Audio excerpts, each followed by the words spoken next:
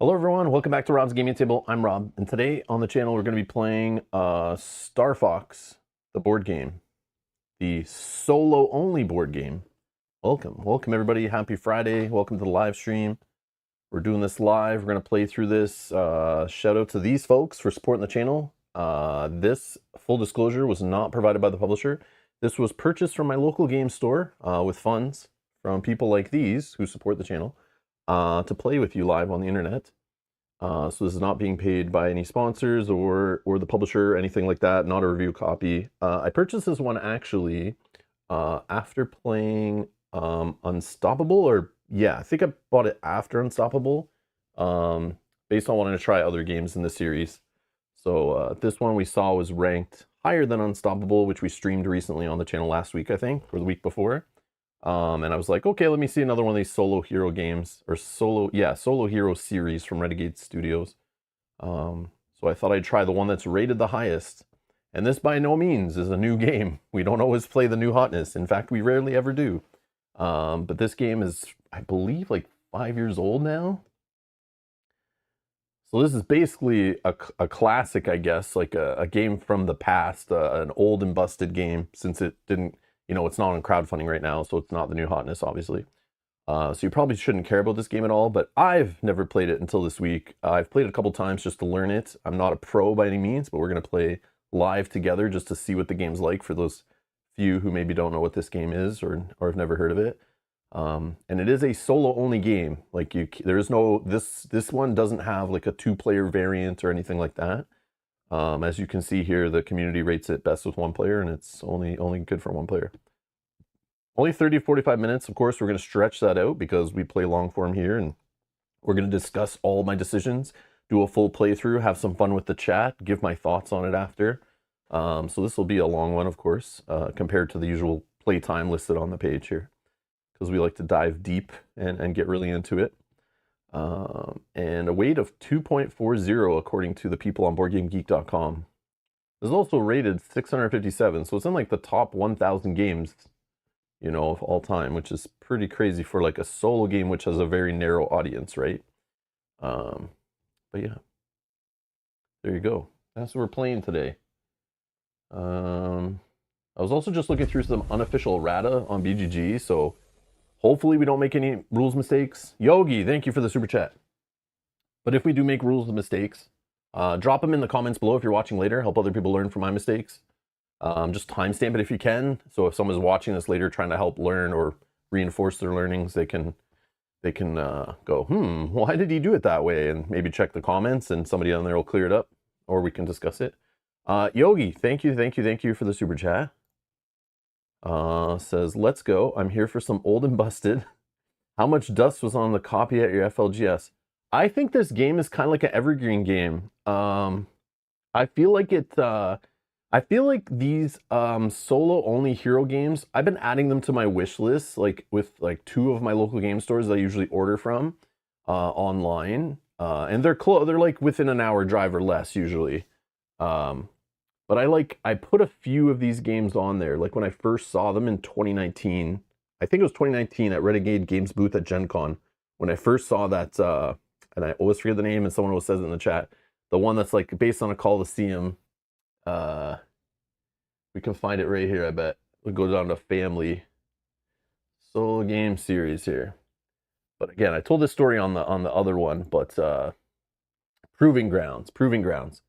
I saw this at Renegade Games booth at Gen Con, and they demoed it for us, and we're explaining how it's solo only. And at the time in 2019 was when I was about to go full time on the channel and thought, oh, am I going to be stuck playing solo games all the time, since like no one's going to give me enough time to do lots of multiplayer playthroughs? That's why we only do a couple a week, right?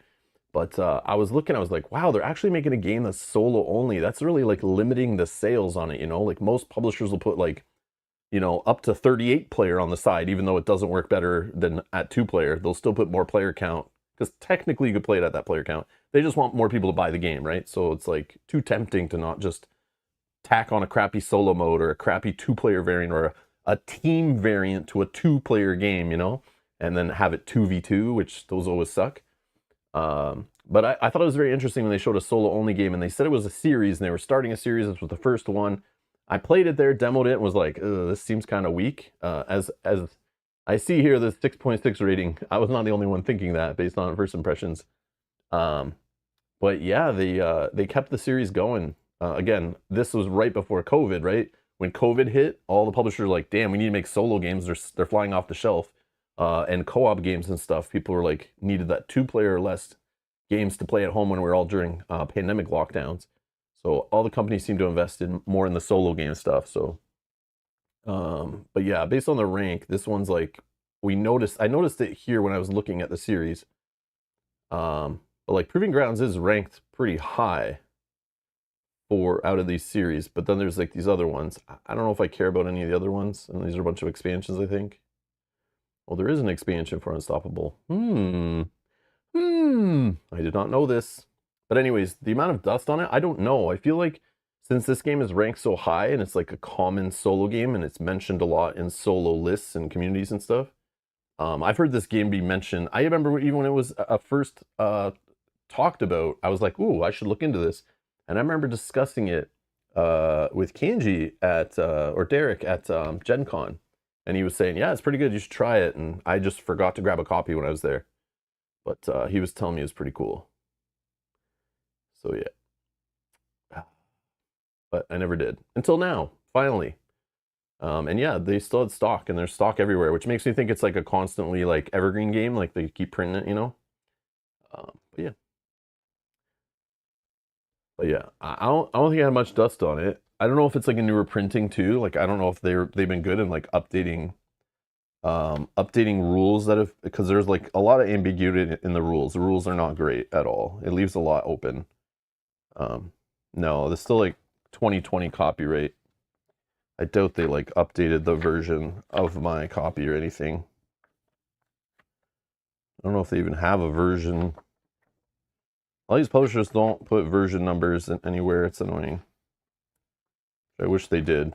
Some of them just don't care about updating their rules, which sucks. One day BoardGameGeek.com is going to go away and everyone's going to be like, oh my God, how am I going to make my rules for my board games? All those questions I have, where are they going to be answered? Maybe there's an FAQ on their website. I don't know. Will says, just played with the Unstoppable expansion last night. It's really good. Oh, stop. I can't buy more board games right now. I gotta stop. No, I'm just joking. I'll probably grab the expansion if it's around on like a Black Friday order or something. I'm in no rush for it. I like haven't played enough of the base game. Like there's so much content in there. I want to play more of it.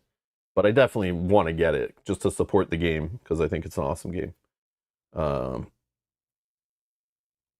If BGG left, Yogi says I wouldn't know what games I already own. Rounds out the game a little bit, makes ally heavy decks more viable. Oh, okay, cool. So they use it as like a balancing tweak kind of too. I like when the games do that. And when it opens up new lines for strategies and like engine building games. I like that. Okay. But yeah, I was just reading through this. I don't know if this is the latest. I don't know if the latest, but before the stream was starting, I started reading through this. There's a couple things that I may have been doing wrong too, or wasn't sure of. I'm not sure if I messed it up, but this is on BoardGameGeek.com. I don't know if there's a newer FAQ. This one hasn't been updated since like the game came out, basically. But there's a lot of posts in here. It's an unofficial. It's like the most popular post in the forums on BGG for this game.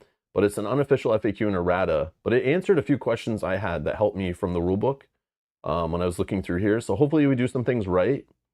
But if we mess anything up, we could look up some things live in here if we can't find the rulebook.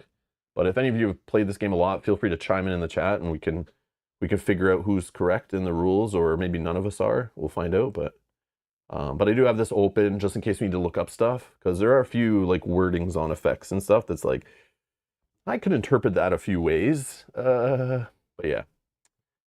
Anyways, Sword Dancer, hello, welcome. Steven, hello from Scotland. Nice. Jay, Mark, Velko, welcome. All right.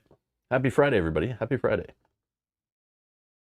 Okay, so this is Warp's Edge. Like I joked at the beginning, it kind of, the reason I'm not a huge sci-fi guy, especially generic sci-fi, could care less. But the immediate link to me and my nostalgia or my love for certain things, I easily linked this game very quickly, realized I was playing Star Fox. Literally, this is like playing a level in Star Fox where you're like, pick a planet, go to the planet, you're trying to go through the planet, and it gives you a bunch of attempts, and eventually you fight a like boss starship at the end. So you're fighting your way through little ships, outmaneuvering them, shooting them down with your lasers, basically trying to manage resources. And this is an engine building game, but instead of using a deck, we're using a bag. And what that lets us do is not destroy sleeves, because we have to reshuffle every time we buy a card in this game, is kind of how it works. So, and instead of cards, we're using tokens. And we have a bunch of tokens here. This is like our market up here. And there's costs. And we're going to fill the bag with a bunch of random stuff. We're going to draw from the bag, just like you draw, you know, a new hand in a deck builder. We draw literally 5 tokens. It's like geez, it's like as close to a deck builder as you can get. But not using cards on your side. We're using the bag because, like a deck builder, when you buy something new, it goes in your discard pile usually, and you won't see it until you draw out your deck, shuffle your discard pile, create a new deck, draw through it. Maybe you'll see it multiple turns later what you bought many turns in the past, right? It's not instant gratification. Some deck builders it is, or there's powers that get around that. In this, it simulates basically you buying a new card, but in this you're buying a token. And instead of it going in your discard pile, picture it going right into your deck and then getting shuffled. So a deck builder would be super, like you'd be destroying sleeves if this was in a deck builder version of the game, because you'd constantly be like, every time you buy a new card, shuffle it into your deck. Buy a new card, shuffle it into your deck. And you could literally draw it on the same turn with certain effects and stuff like that. But that simplifies it. So we're using tokens and a bag to simulate basically. It's how it feels to me. It feels like I'm playing a deck building game, but instead I'm playing with tokens and a bag. But very similar vibes. Very similar vibes. So if you like those kind of games, this might you know, tickle your fancy, scratch that itch, whatever you want to say. Yeah, it's neat. Very neat. But yeah, so it's technically a bag building game, but don't be afraid of that. It's very close to a deck building game if you watched what I usually play on the channel of deck building and engine building and stuff like that. Similar style. Similar style. Don't be scared by the pink bag. Pink and black bag. But it did come with a bag. It didn't tell me to use an opaque container, like some other games do. Anyways. David says, I really like the bag builder mechanic in this game. Tried to find other games with the same mechanic for solo play. But alas. Oh, there's not really any, right? I don't know. This is like probably only the second bag building game I've ever played that I can think of. There's probably more. I have the worst memory. But we did play on the channel that one with like the witches and the potions and stuff. Yep, I'm the worst with names. I just don't care to remember them. I don't know why. But yeah. You guys somebody will yell it in the chat. Oh, Orleans Solo? Oh, Quacks of Quedlinburg, that's it. Or it's just Quacks now, right? They like redid the art on that game I saw and try to make a new version. Yeah, Quacks of Quedlinburg or whatever is the only one I can think of that's like bag building that I've played and remember, but I mean, maybe we've played other ones. Yeah, I don't know. Anyways, that's what you'll see here. But yeah, this is full solo, which is cool. All right. Let's explain some stuff before we get into the playthrough with my loosey-goosey overview rules explanation of the game here, live with no script. So again, we are playing, if you've ever played Star Fox on the Super Nintendo or N64 or the Nintendo DS or whatever, we're basically playing a level with our ship, and there are other ships in the game. There's, I think, 2 of these little cardboards, which unfortunately are missing one layer. They're one layer short for being an amazing component, because they do have a little track here with a super light little token that places on here. So don't sneeze when you're playing, because this just literally will slide off I like knock it off all the time and I don't know how. I even put it away from me and for some reason it just moves. I'll look back and I'm like, where was this? I don't know. But there's actually 2 of them, so it's even worse. When you're moving them, you might bump into the other one. But yeah, if it was dual layered, we'd be able to put it in the little track with a cube, like, you know, a proper game should be. But again, here we are. But yeah, I just wanted to point that out. But this is the ship. They have a little reminder of the phases in the game, which I'll show you in a sec. They have little abilities on them. There's on the backside. So there's 4 ships in the game, I'm pretty sure.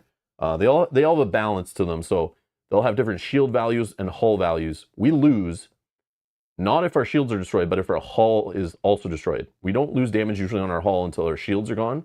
But if our token ever reaches this red here in the hull value, we lose. Death, instant death. So we're flying our ship, fighting waves of enemies. These little enemy ships, they shoot you in a certain phase in the game with lasers, which smash your shields and eventually your hull. But they can be shot down with lasers. This one needs 2 lasers to shoot this guy out of the sky, or the space, or the whatever you call it. Or you can maneuver by it, which this gives me very much vibes of Yogi, like this Arkham Horror LCG style, where you can like evade an enemy. But this actually gets rid of it, not just temporarily stalls it to deal with later. Either one of these is kind of equal. You can fully eliminate an enemy by evading it completely, or by shooting it down with lasers. Each side, though, gives you a different reward. This is your reward here. This is the difficulty level. There are 3 difficulty levels in the game, and those will build a random deck every time you play of a certain amount based on the boss you pick, the mothership. There are varying motherships in the game, okay, of different difficulty levels and different amount of turns. Not turns, rounds. Let's say the round. Round is a warp. So you have kind of a time mechanic. You'll lose if you hit the end of the warp. So we have 4 warps. Also on our mothership or boss, we're playing the easiest one in the box. Again, I'm still kind of new to the game, figuring it out, but we are playing 4 warps. If we hit that last warp and have to move to the next 5th warp, which doesn't exist, we lose. So there's that time crunch. And again, we lose if our hull value goes down to 0. So you have 2 ways to lose, and only 1 way to win is destroy the mothership boss. Okay? So it's very Star Fox. Just picture you're playing through a Star Fox level. Anyone who's played those games, you got your ship, you're dealing with all the weenie ships, and eventually work your way to a final boss encounter, and you battle that boss until you either die or they die or you run out of time. And it's this fine balance and this dancing, you're dancing along this fine line of going fast or playing careful and building up for this final fight. You want to get through these guys faster because destroying ships generates you more resources and more power. And it simulates how you've fought the mothership. You're kind of like trying to fight the ship.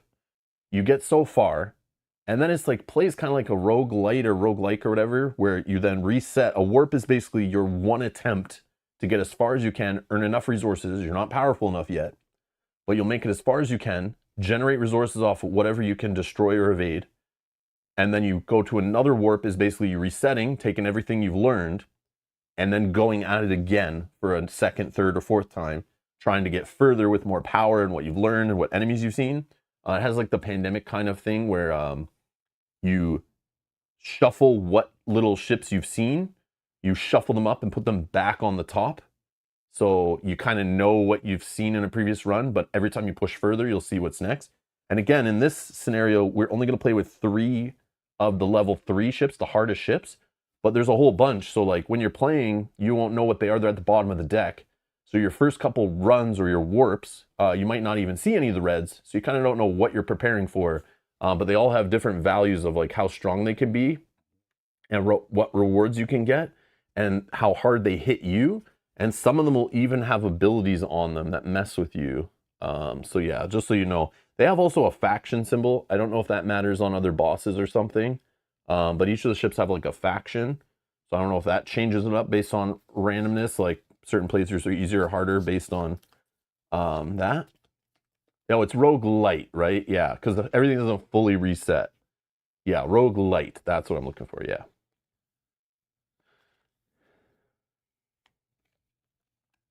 But yeah, that's the best way I kind of explain what's going on. But you'll see it as we play through it. I'll show you it all. But the basic loop of the game is like 4 phases.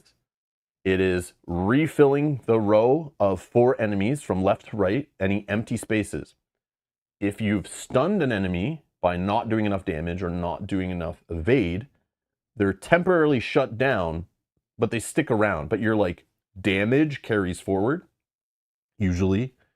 And then you just refill up to 4 enemies in the row, and then go at them again and draw new tokens from your bag. So it is refill the row, take actions with tokens that we have in our pool, basically play your hand of cards or hand of tokens.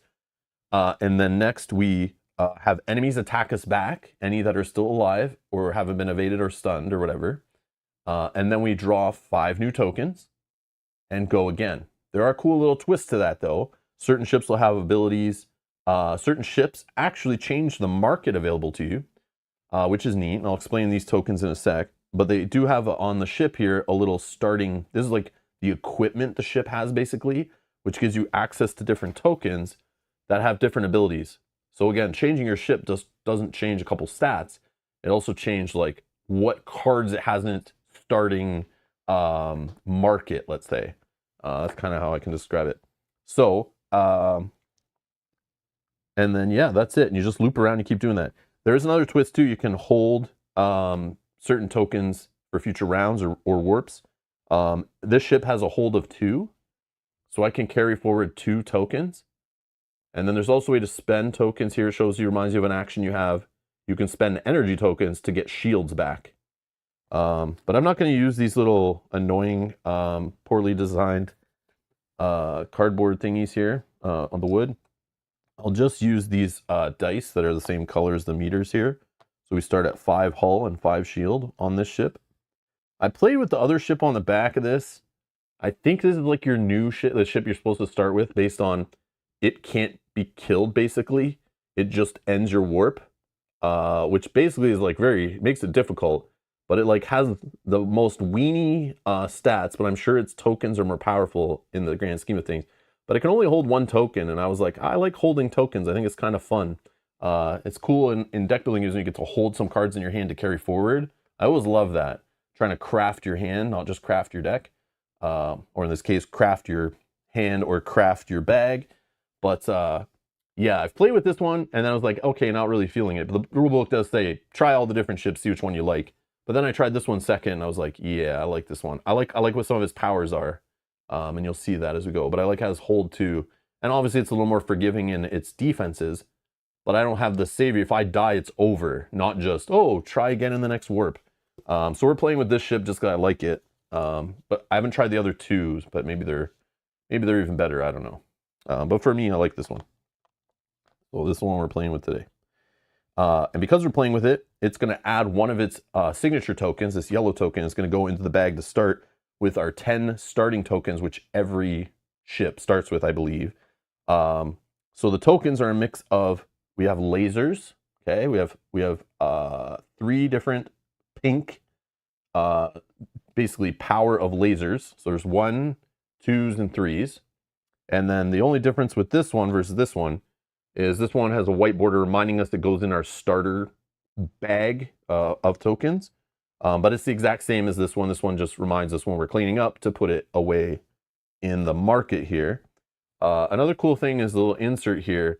This is where you kind of keep all the tokens. It spells out power here.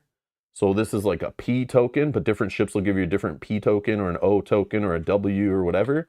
And then you see the yellows there, like signatures to those ships. And there is crossover. Like some of these tokens are the same as the other ship I played's tokens. But this is what makes the ship different. And I'll explain these when we get to them. And then we have energy here, which energy is used to buy other tokens. There's 1, 2, and 3. The 3 is actually 4 cost here. So your costs are like 1, 2 energy, 3 energy. It reminds you there. But you can buy these tokens with energy also. And the cool part is energy like stays in your deck, basically, or in your bag, where you spend it to add tokens immediately to the bag. And then you just discard the energy you spend, which on a future warp, this energy will all get scooped up and put back in the bag, even with the energy you buy. So you can buy the currency to buy more tokens, which is neat. And then over here we have evade tokens. There's only one kind, is the 1 power, and they cost 2 energy. And then here we have our P-O-W-E-R tokens, our power tokens are called. And our signature one is here. And I'll explain what these all are again, because I probably can't describe it perfectly, because some of them target things and hit enemies and whatever. But our P token is Photon Blast. We place this token between 2 adjacent targets. It counts as 2 lasers against both targets. When one of those targets is defeated, the token stays with the other target. Our O is Overdrive. Place this token between 2 adjacent targets. Counts as 1 maneuver against both targets. When one of those targets is defeated, the token stays with the other target. Our W, I believe, is Warp Ahead. Draw 3 tokens from the bag and add them to your pool, like right in the middle of a turn. You don't have to wait for the turn to end, which is nice. Our E is our signature Enhance, which is choose energy, so the green tokens, or laser, the pink tokens. Exchange any number of tokens of that type from your pool with tokens of the same type of the next higher value from the supply, which I like that a lot. It's really neat. So it's like a little risky. It's like you can invest in the future, but you're losing access to whatever you just exchanged. And then we have R is Retrofit. We can activate 1 skill card. You must use that skill card this turn. And I did not explain skill cards. Thanks for reminding me, ability. So we have these little skill cards.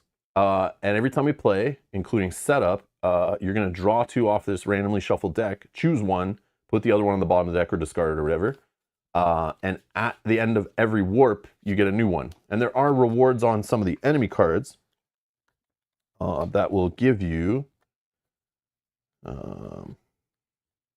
like this one here will give you an extra skill card. And how the skill cards work, they have a requirement. That's probably not the best one to show on a green screen there. But this one, it costs 1 maneuver. So if I spend 1 maneuver token, I can activate it. This stays on here and it's now activated. There are 3 states to every skill.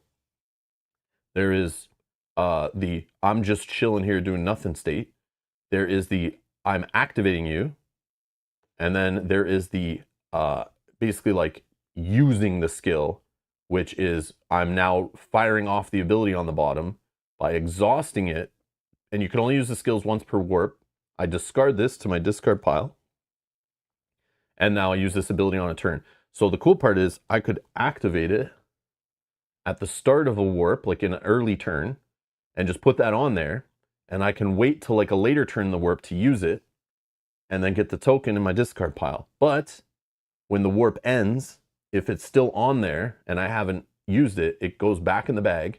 Also, when the warp ends, if it's exhausted, I just refresh it and I get to use it in the next warp. So the earlier skills, you're going to have a chance to use them, you know, up to 4 times throughout it. And there's also like passive ability ones, which have a red border. So that's the activation requirement there. And once I activate it, I lose that token from the game. And then it's now activated for the rest of the playthrough. So, yeah. And there's like a whole bunch. Oh, they have Claptrap in here. I did not know that. Yeah, so I haven't seen all these. I don't know what they all do, but there's some cool ones in here. And the nice part is you get to see 2 every time you get one, pick one, and then discard the other. So you can help kind of craft your play style a little bit and what you're looking for based on what's currently happening or what mothership you're fighting, you know, or what kind of strategy you're going for. Let's give these a quick shuffle. And then we'll draw one. And we'll decide.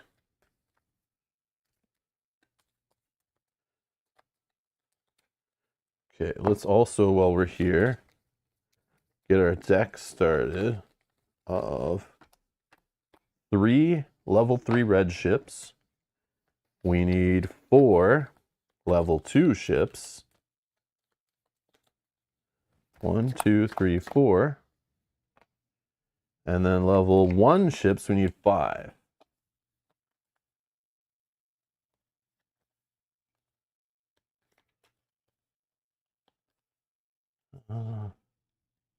Velco asking, will you maybe revisit Under Falling Skies campaign? I think about that every year, Velco. Every year. I go, I wonder if I should pull that game out and play it again. I wonder if I should play the campaign. Would anyone care? And every year I think, nah, people probably care less and less about that game. No one's going to want to watch me play that old game. But yeah, maybe. I debate it. I would have to definitely practice that game, like, and relearn it, which it wasn't that hard, I'm sure. It probably reminds me of this game a little bit in its complexity. Okay, so 5 level 1 cards, and there is our enemy deck. We don't know what's coming.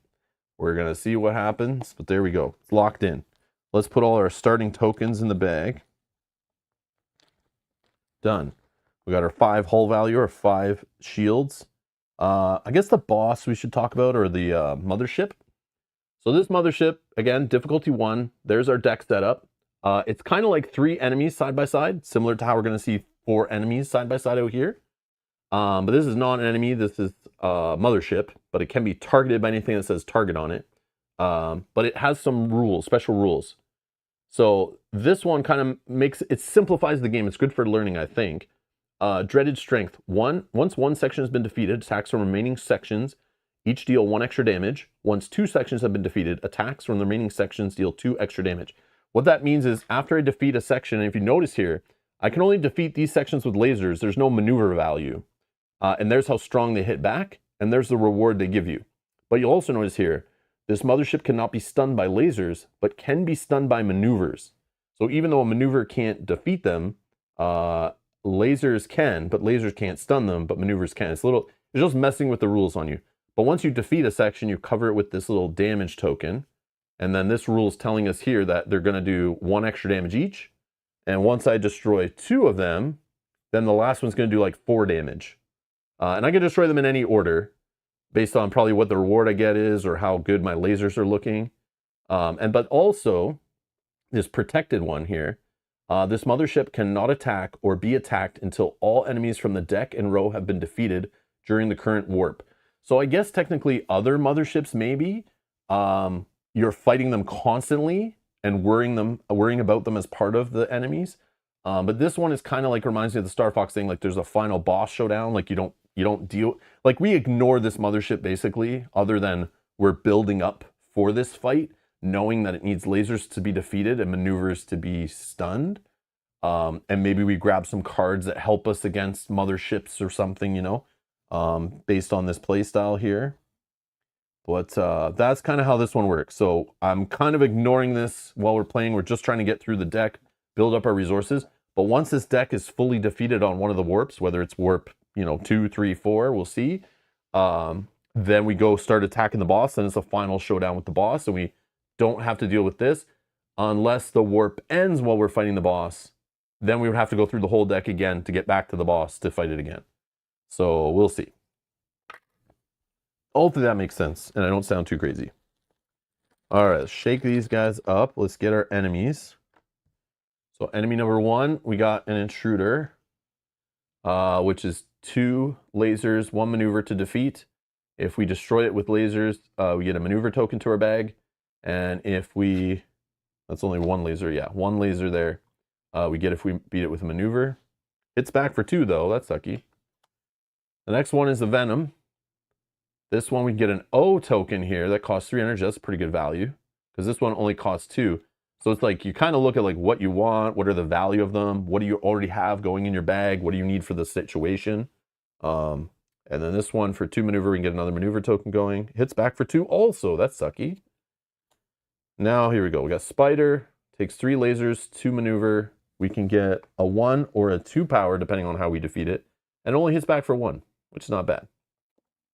And then we have a Reaver. This one has an ability. And this ability is at the end of each turn, discard all laser tokens from this enemy. So if we're stunning it with lasers, it will just remove them after, so it doesn't stay with them to defeat them on future turns. So we have to either kill it all in one shot, or waste lasers, or just worry about dealing with maneuver to try to stun it or defeat it, or use lasers to defeat it. So the rewards on these are seeing some new symbols. There's a handy little card here. So there's rewards that let you choose 2 tokens from the discard pile, put them back in the bag. I don't think I've ever seen this happen yet. So I guess I just haven't got lucky with that kind of ship yet. This one allows you to increase your shields by this number, so it's like a heal effect. This one allows you to gain 1 power token of any type from the supply. So that's the power, P-O-W-E-R tokens. So one of these 5 tokens we just grab for free, basically. Or gain any 1 token from the supply. This is my favorite because you can choose anything up there. And then we could gain 1 skill card, which I already talked about. There's also gain the letter of tokens, one of the power tokens, or there's draw 3 tokens from the pool. And then there's also, we saw, is obviously lasers, the maneuver, or the energy. So those are all the different rewards you can see on enemies. I just keep that there because I always confuse these two. These two right here, I never can remember which one is any and which one is a power type. I just don't know how I can't remember that. I wish maybe these were like, had black filled in there or something a little bit, like some black to remind me that this is connected to this, you know, but it's not, so whatever. I'll just keep that there and keep reminding me. All right. I think we're good for setup, I'm pretty sure. But sometimes on stream, I ramble on about things and get lost and forget steps and jump around. And so we have our Starfighter. Yep. We have skill card. Oh, we didn't get a skill card yet. Let's draw one of those. So we either can take this one, which takes 1 energy, draw 3 tokens from the bag and add them to your pool, asteroid run, or small black hole. For 2 maneuver, we can prevent all damage this turn. So what do we think we want to do? I don't know. Either might never come up and are never needed, but I don't know. I feel like drawing 3 tokens will help us defeat things or stun them so we don't have to take damage. So one's being more offensive, I feel like. And there is one reason why I'm leaning one way right now. I'm thinking of this draw 3 tokens, and I'll explain why. Is if you remember the our signature token enhanced, this one allows us to basically exchange a bunch of power tokens for energy that are better, or energy tokens for laser tokens that are better. Laser for energy or energy for lasers, but it gives you a boost of 1. So like, it's a great way to amplify your power. You know, so you can take a lot of little 1-point laser tokens you've been gaining, and then if you draw from the bag, you might get a whole bunch in play and kind of combo it. And I can hold this token for a turn when that lines up, and then exchange a whole bunch of laser tokens in for a whole bunch of higher energy tokens, and then use those energy tokens right away to buy a bunch of stuff and put it in the bag. So it's like, you have to be careful on that turn. I wish I could take both of these, because on the same turn I try to do that, I probably am going to get hit by a bunch of damage from ships. Thankfully, though, this ship has a lot of shields and hull, which, again, is just like a resource, right? So you're not out until you lose the last hull. So I look at this as like some resource I'm going to spend in the game. And the clever thing about this, which I haven't explained yet, is that you can, there is a trashing mechanic in the game. So like your weaker tokens that you want to get rid of for later runs, so you see your more powerful stuff, if you want to, is through the shield mechanic, which is very clever. So every time your shield takes a point of damage, in your discard pile, if there is any, and sometimes you can try to line it up so you get hit on purpose and you don't lose any tokens, because having a lot of tokens is also good for things. They can all be useful. But every time you take a damage on your shield, you have to discard a single token from the game from your discard pile. So sometimes that can be a pretty powerful token that sucks, but if you play it right, you can be trashing some good stuff as you play by taking damage to your shields. And you also can re-heal your shields spending energy. So you can use the shields as kind of like a trashing mechanic to get rid of weaker tokens as you play, which I think that's super clever the way they put that in there. It's very like elegant. Minion, thank you for the 31 months of support. Currently playing my new copy of Unstoppable. Sucker. Time to see if my wallet's getting lighter after this stream too. Yeah. I'm not gonna say, okay, I'll help you out here if you just want to know my thoughts. I like this game. Do I like it better than Unstoppable? Hell no. But it's still a cool game. If you're okay with the token and bag building aspect of it. But if you like the engine building, it's like, yeah, it's in the same wheelhouse, but it's definitely a more simpler game. At least from what I've seen. But again, in both games, I don't think I've played the most complex setups than anything, so I'm not the best judge on that. Where is this? This goes back in here. Yeah. That's from my demo. Okay, let's shake it up. We got our 10 starting tokens. We're gonna draw 5 from the bag after mixing them up. So we'll draw, I got 4. Let's draw one more. Okay, so there's our starting tokens. We'll put them over here. Our discard pile we'll put over here somewhere. That's kind of how the rulebook says to do it. But yeah. Okay, let's throw that off to the side. Our mothership, we got the warp marker here, tracking our rounds basically. Enemy deck has been set up. And then I think that's all. We got our skill card. We set up our token supply for the ship specifically. And yeah, I think we're good. So yeah, there's our setup. And then that's it. It's pretty quick to set up. And yeah. All right, I'll keep this nearby just for abilities to make sure we're doing it right. And there you go. Yeah, reference on the back of the book. Love it. And a reference card. Love it. All right, very helpful. And a reference on your actual cards and stuff. Like I like when the rules are right in front of you. Doesn't mean I won't forget them or miss them, but they're there to help you learn. Okay. So let's start. Enemies have arrived. We're now just going to go to take a pilot action. So I have 3 maneuver, 1 laser, 1 energy.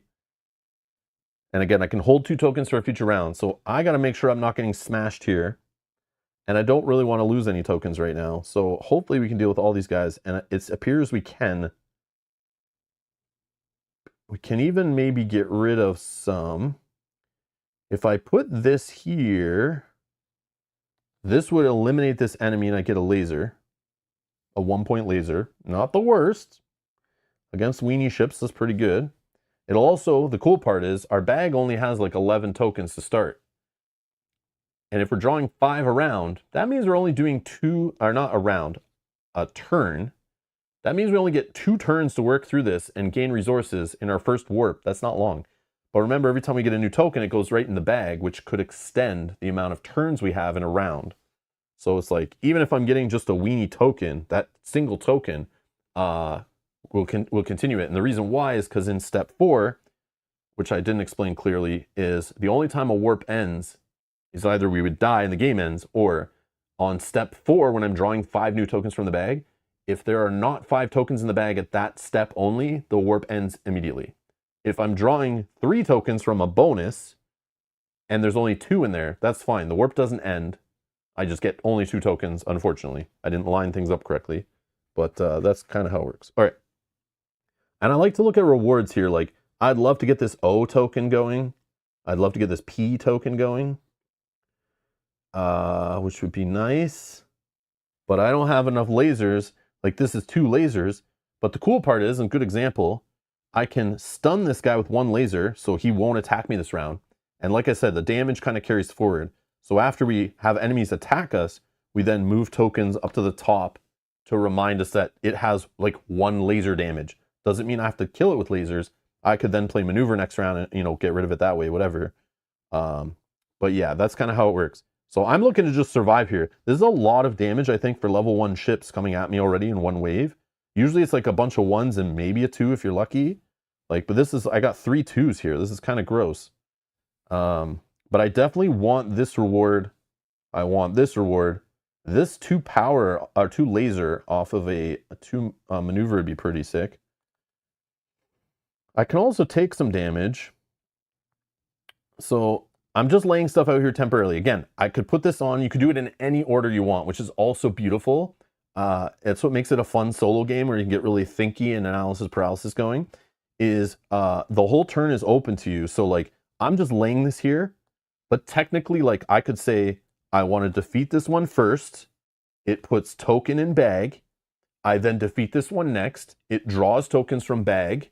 You know, you can like line it up where you're like, maybe I don't want this O token in there right away because I want it in a future turn, not to draw it on this reward immediately in the same turn, because any tokens I don't use this turn, they all get discarded, so they're not used, right? So you want to kind of make sure you're very efficient with the tokens you have and not have waste.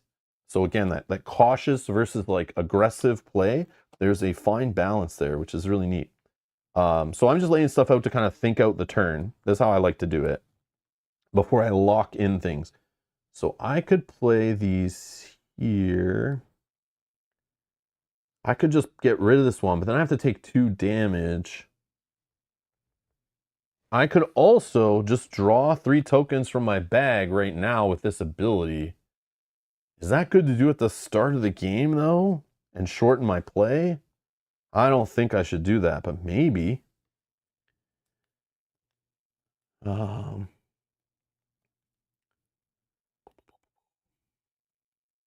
Yeah, I saw like with any kind of bag building game, I see it mentioned in the chat about coin capsules. There's probably a size for these. You could probably look it up on BGG. I didn't.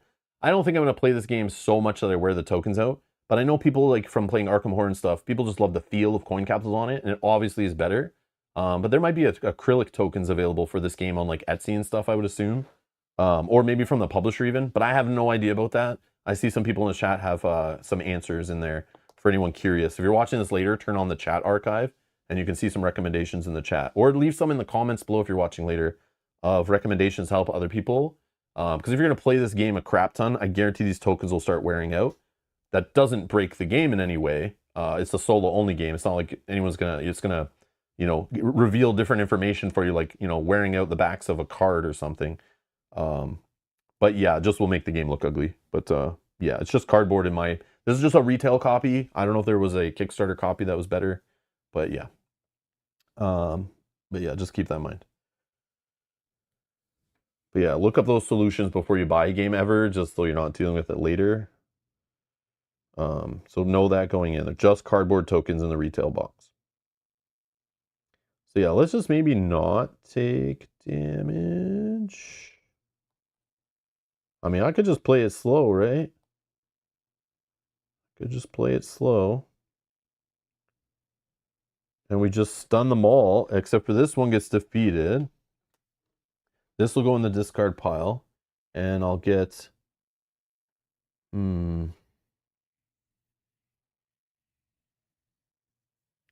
Or I just let one hit my shields. Do I just let one hit my shields? Because I really love to get this 2 power token going.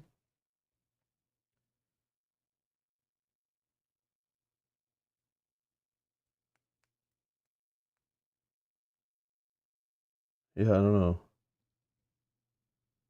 Yeah, if I put this here... Oh no, I'll lose these 2 tokens, right? Yeah, I don't want to do that.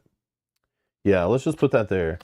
Yeah, I'm trying to think it through here. Okay, so this will get me a 1 power laser token going right in the bag. And we'll just chill, I guess. This 1 energy, I could buy a 1 point, or I can just hold it and see if we get some more energy together and maybe like buy a more powerful token on a future turn. I would love to get this one of these O tokens going, or a P, just so we get I'd love to P, you know, so we get more lasers. Oh, not funny. Okay.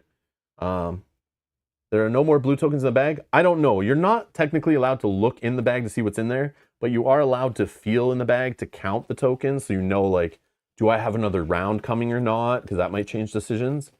But I don't remember what's in the starting hand. I always forget. Does it show us in the book, maybe? But anyone who plays a lot, you'll get to learn them. I don't remember them. I'm bad. I know there's 10 tokens. That's all I know. We can peek. I mean, we just started, whatever. Let's see. Maybe that'll help. Oh, there are no more blue tokens. Which, again, I'd love to get this O going, because that counts as 2 blue tokens side by side. So we could place it between 2, and it would count like 2 here. So the beauty is I could put it here on a future round, and it would defeat both these guys, and I would get these rewards, which would be cool. But we don't have that right now. But we'll see. The other thing why I might want to save the energy is because of my enhanced token, right? That could be used to convert them, which would be cool.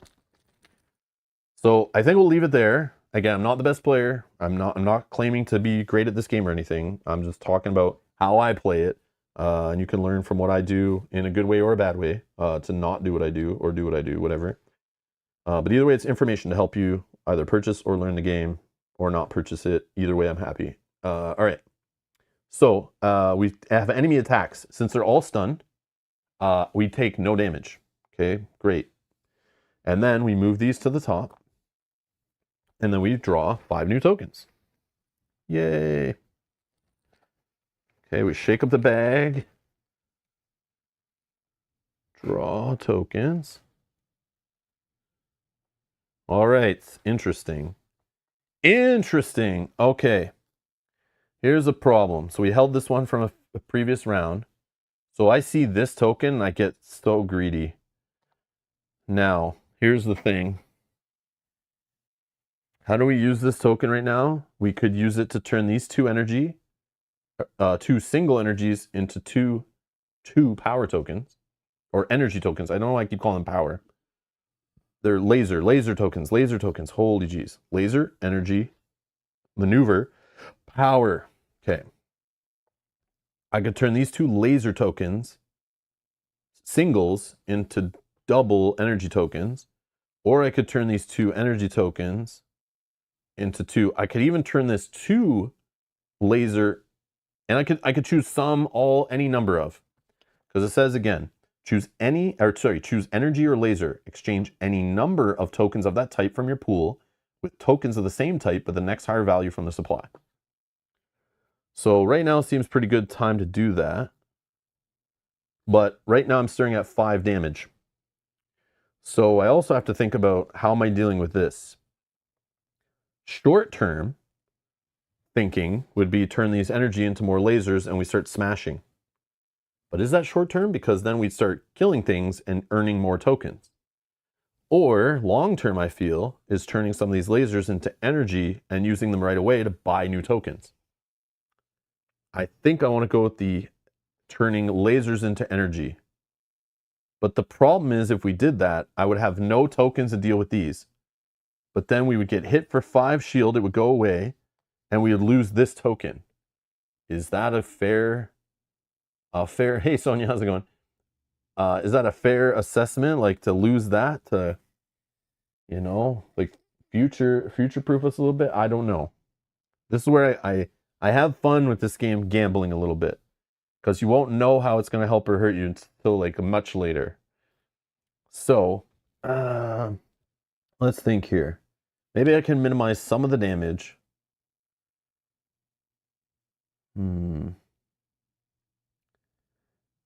Maybe right now I just get lasers. Because if I turn these into double lasers, I just need one more here. This would get me an O, amazing. Okay, I'm fine with that. That feels like a good trade. Here, I wish I had one more maneuver, but I don't. But I could just stun this guy, or I could take the damage, it's fine. But I'd rather stun him. But I could just defeat him and get another single laser. That's not bad. With another 2 we could generate from this. And then this one here. Yeah, we could just defeat this guy and get a P. Yeah, I think we just go for the lasers. Let's think a little more short term, maybe. I don't know. I don't want to lose this token yet either. So that's the other thing. But this is the kind of decision space you can get in, which is really neat. So I'll spend this token. Let's just turn these two. Again, that's not normally how I'd want to do it. I don't know if I should. Because I get a 3 energy 2 and a 2. Spend them all right now. I could also just play the turn normal and hold this again, but I don't feel like better stuff is coming.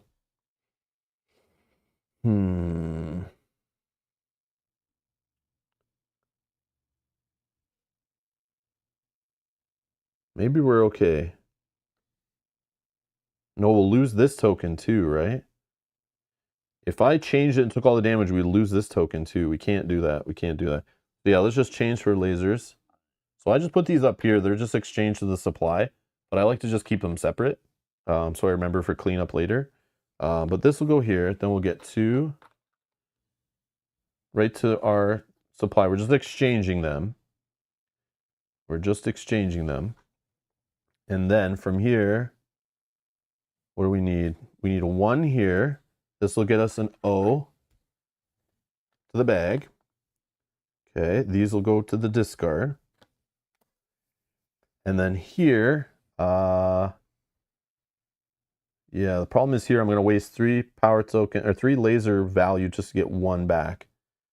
Or I can just stun it temporarily and hopefully we get that maneuver token out to grab a 2. But then I don't want to defeat this one with maneuver to draw 3 more tokens. That's kind of sucky. I'd rather this P token, so yeah, I guess we're going to do it this way. Yeah, let's destroy this one. We'll get the P, which is like 4 power, but separated between 2 ships. And then I have this here. Now, if I took 1 damage, I would lose like a 1 laser token. I don't think, or I waste these 4 just to get 1 laser token in my bag. That feels weird. I think, is that okay? Maybe.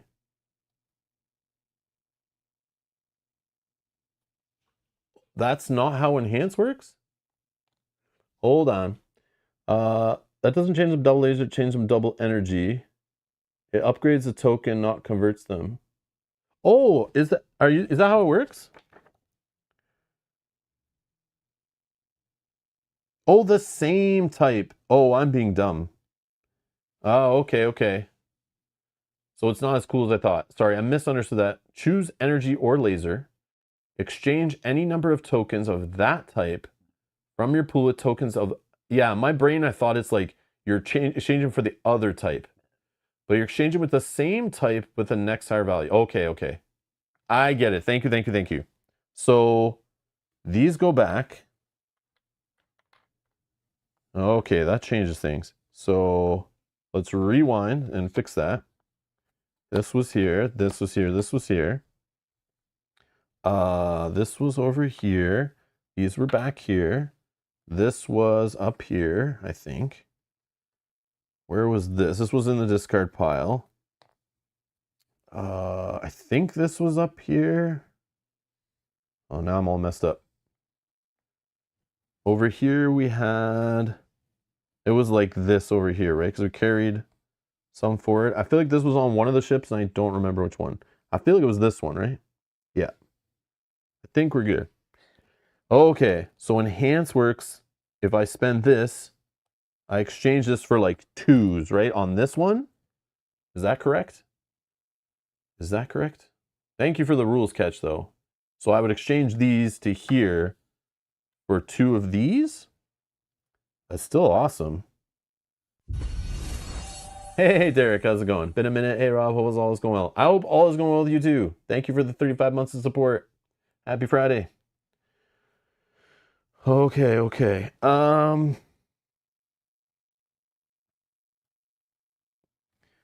So instead, we could spend this to do this. Yeah, this totally changes how I played the ship last time, obviously. I did not play correctly. Did that make it harder for me? Maybe. So I could exchange these like this, right?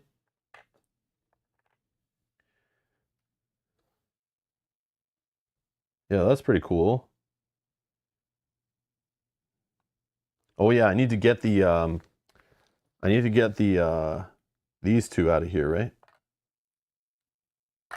This one I had from this one. Oh, this one was gone, right? Oh man. Yeah, this one was gone from this. Yeah. Yeah, that's right. Yeah. So that's I think I fixed it. Yeah. I got it's David. Yeah, I got the rewards. I was like, I know there's something else. Okay, thank you. Thank you for that. All right, I caught it before you said it. Okay. Or before I noticed. All right. So, if that's the case,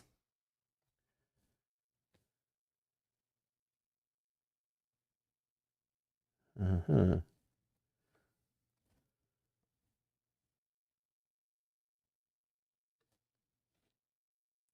we can put this here, defeat this, get the P.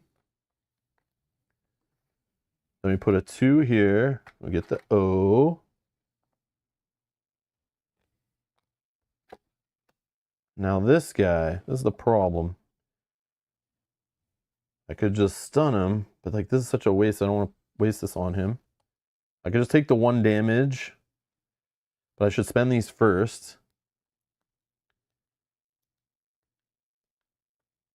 I could spend them to get 2 1 energies. I could get a 2 energy. I could get a 3. No, I could get 1 single energy. I could get a maneuver. Yeah, let's do that maybe. Get a maneuver to the bag. Maybe we can use it on that in the future. And then I just take 1 damage right now, which I think is fine, so that we can evade this in the future and get a 2 power token instead. I don't know if that's the best way to do it, but we'll just try it. Whatever. We're good now. Thank you, David. Okay. So yeah, I'll leave this guy. We'll take a damage from him now. We're done. So he hits us our shield for 1. That means we have to lose a token from here permanently from the game. So that's gone. And then we draw 5 new tokens. Oh yeah, I didn't check the bag to see if we had 5, which I probably should have. We do, thankfully. But I should have probably counted just to make sure, because then I could have defeated this one and get an extra token in just so we have 1 more round. All right. So now we draw new enemies. Oh, we're into our level 2. Okay. Makes sense. All right, what do we got here? And we have this one from the hold. All right, so, the W one, let's draw 3 from the bag. I want this one, but we won't get to defeat that one this round. So like, what can we get from here just to get some more tokens going, really is what we want to do. This one would do 2 damage to each of these, but this one needs 5, this one needs 3. This one could defeat there. That gets us 1 maneuver token. I don't have enough damage to finish this off. I'm 1 short if I put that there. Maneuver, I could put this one. Actually, I could put this one between these two. That would be enough. This is 1 maneuver on each of these ships. This one already has 1. That gets rid of this, gets us our 2 power token. I could, instead of doing this, put this here. That would get us a 2 energy token. That's pretty nuts. I need to get rid of this guy. He has an ability on him that's actually increasing the cost by 1. The cost of energy of things to buy from the market. And you can't stun the ability. So I need to get rid of him to be, and then to spend my energy. I probably should do that in that order. Yeah, let's just deal with that and see where we get. All right, so we're going to put this here. That will eliminate this ship. This will move over to this ship. This is down here. What am I doing? That gets us a 2 energy token, or 2 laser tokens, sorry, to the bag. And then we'll play this here. These will discard. This gets us a 2 energy token to the bag. Unfortunately, this power token, I can put it between 2 ships. It'll just count like basically doing 2 damage to 1 ship, which is kind of sucky. But we can get rid of this one by doing this and getting 1 maneuver to the thing. Now we have this 2. We can stun this one. And then we have this 2 energy. We can buy something. Do I get another maneuver? Like, what do we think? Or do I get another laser token? I can't afford anything here. They're all 3. I could buy another energy. Maybe I'll just get a... I could get 2 1 lasers going back. Actually, let's... How many in the bag? We get one more... We get one more... Yeah, only 3 tokens in the bag. If I buy 2 single lasers, we could have another round. But then that means we're going to get shot by a bunch of higher level ships. Because we won't be able to deal with all of them, I don't think. We might be able to stun some of them with that. But then also what this does is kind of scary is if we keep drawing, the bottom 3 are level 3 ships. I'm going to draw 3 new ones. That means we're getting 2 level 2s and a level 3 ship. And the worst part is when it's done, those get all shuffled back together and put on the top of the deck. So literally in the first wave next round, we could have like yellow and or orange and red ships like level 2 and 3 all show up and kind of really screw us over early, right? So like I don't know if there's like a play to slow it down and not go nuts on purpose on the first wave, just so when we shuffle back up, it's like easy again.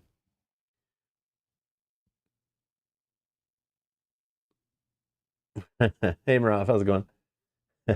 It's all good. It's all good. Yeah, maybe we'd upgrade. Okay, so are you saying we just store this for the next warp, maybe? Minion, yeah.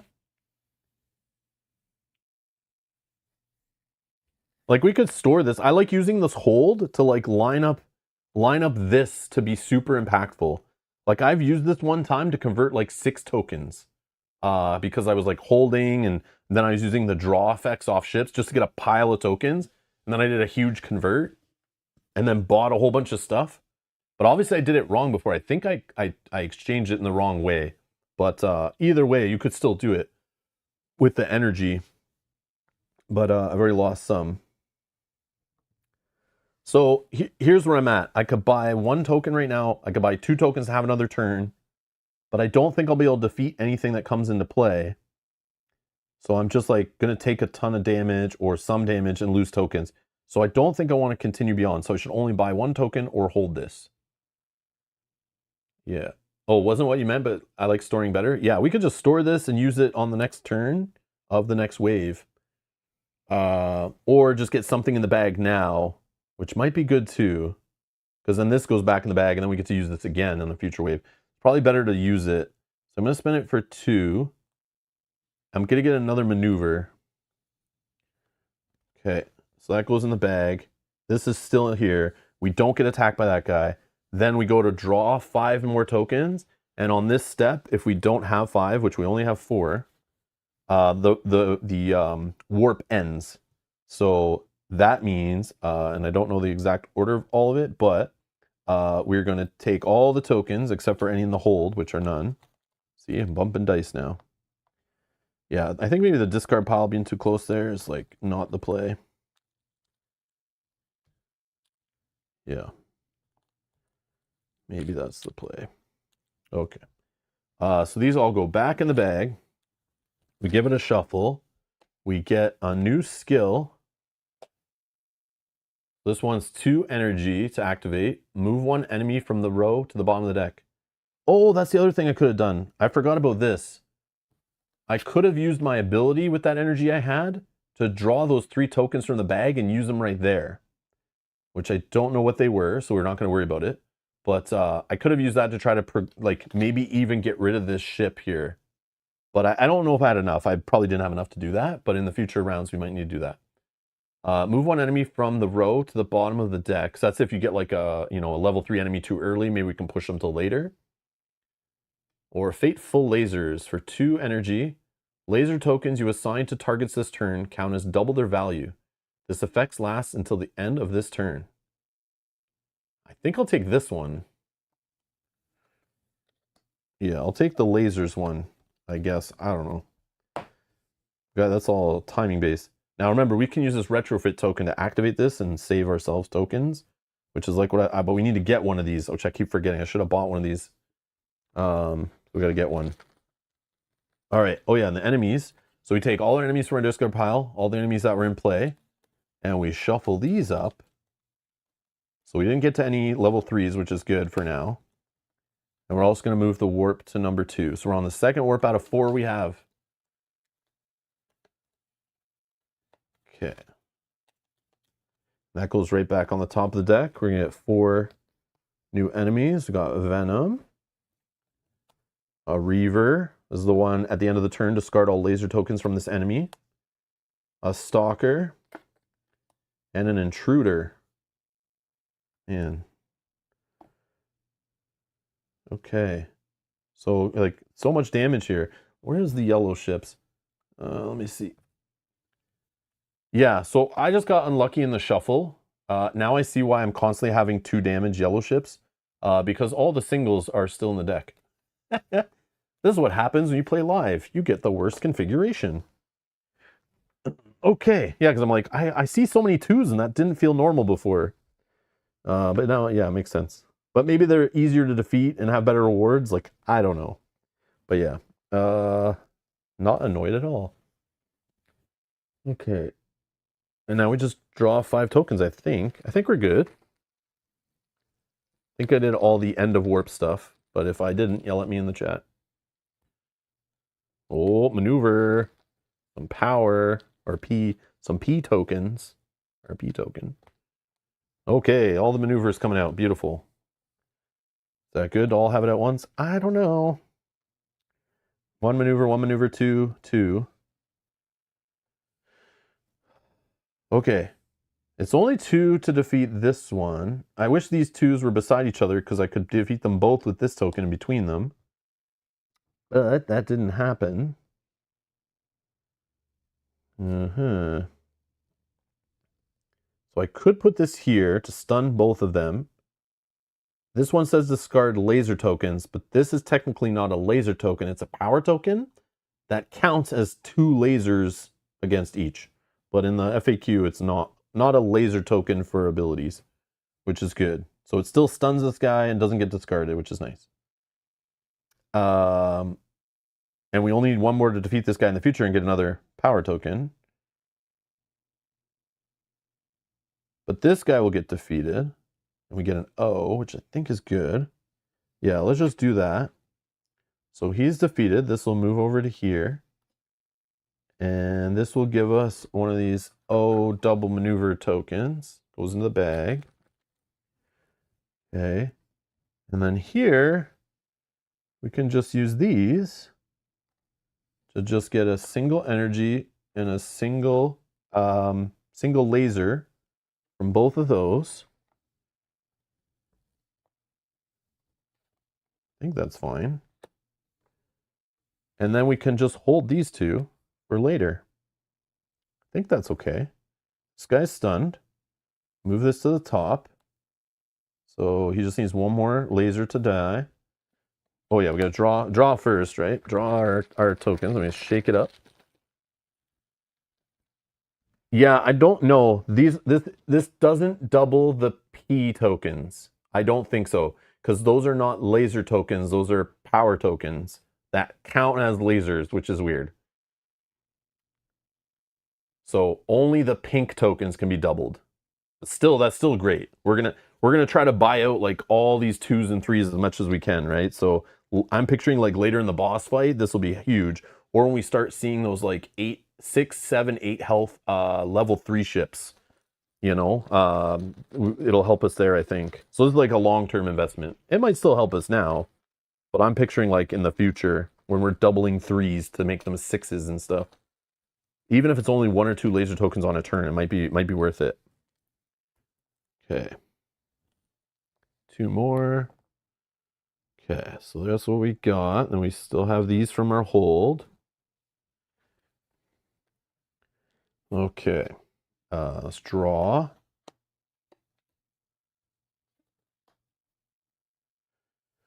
Okay. So the 2 level 2s, we're into level 2s now. They showed back up. We don't have our E token, which is kind of making me want to save it to do what Minion was saying about the energy.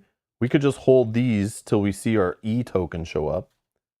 That could be a play, and not buy anything right now. But let me just check how many tokens we have in the bag. Oh yeah, we got plenty. There's like 8 or 10 or something in there. Yeah, we got plenty right now. So we can hold this and not feel bad. Again, we could use them here. We could draw some tokens from the bag if we really needed. But I think we're okay. So let's check what we got here. I mean, look at these evade values. They're nice and low. We have 5 laser, 2 evade. 6 laser, 2 evade. Or maneuver, or whatever they're called. But do I have enough maneuver in the deck? I know we've bought 2 of these O tokens, so those could help us like between. But I think I just finish off this one with a single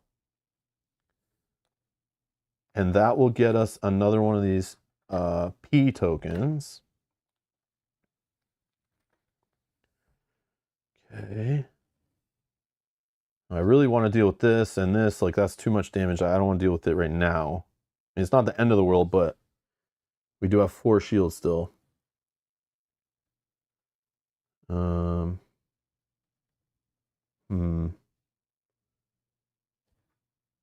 Yeah, maybe we go for something like this. 2 here, 1 here.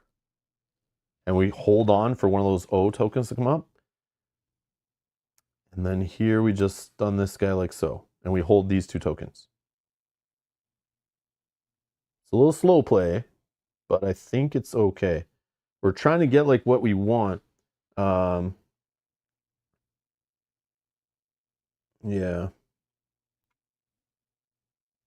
I think that's what we're doing. I don't know. But we don't take any damage. We move these all up top here.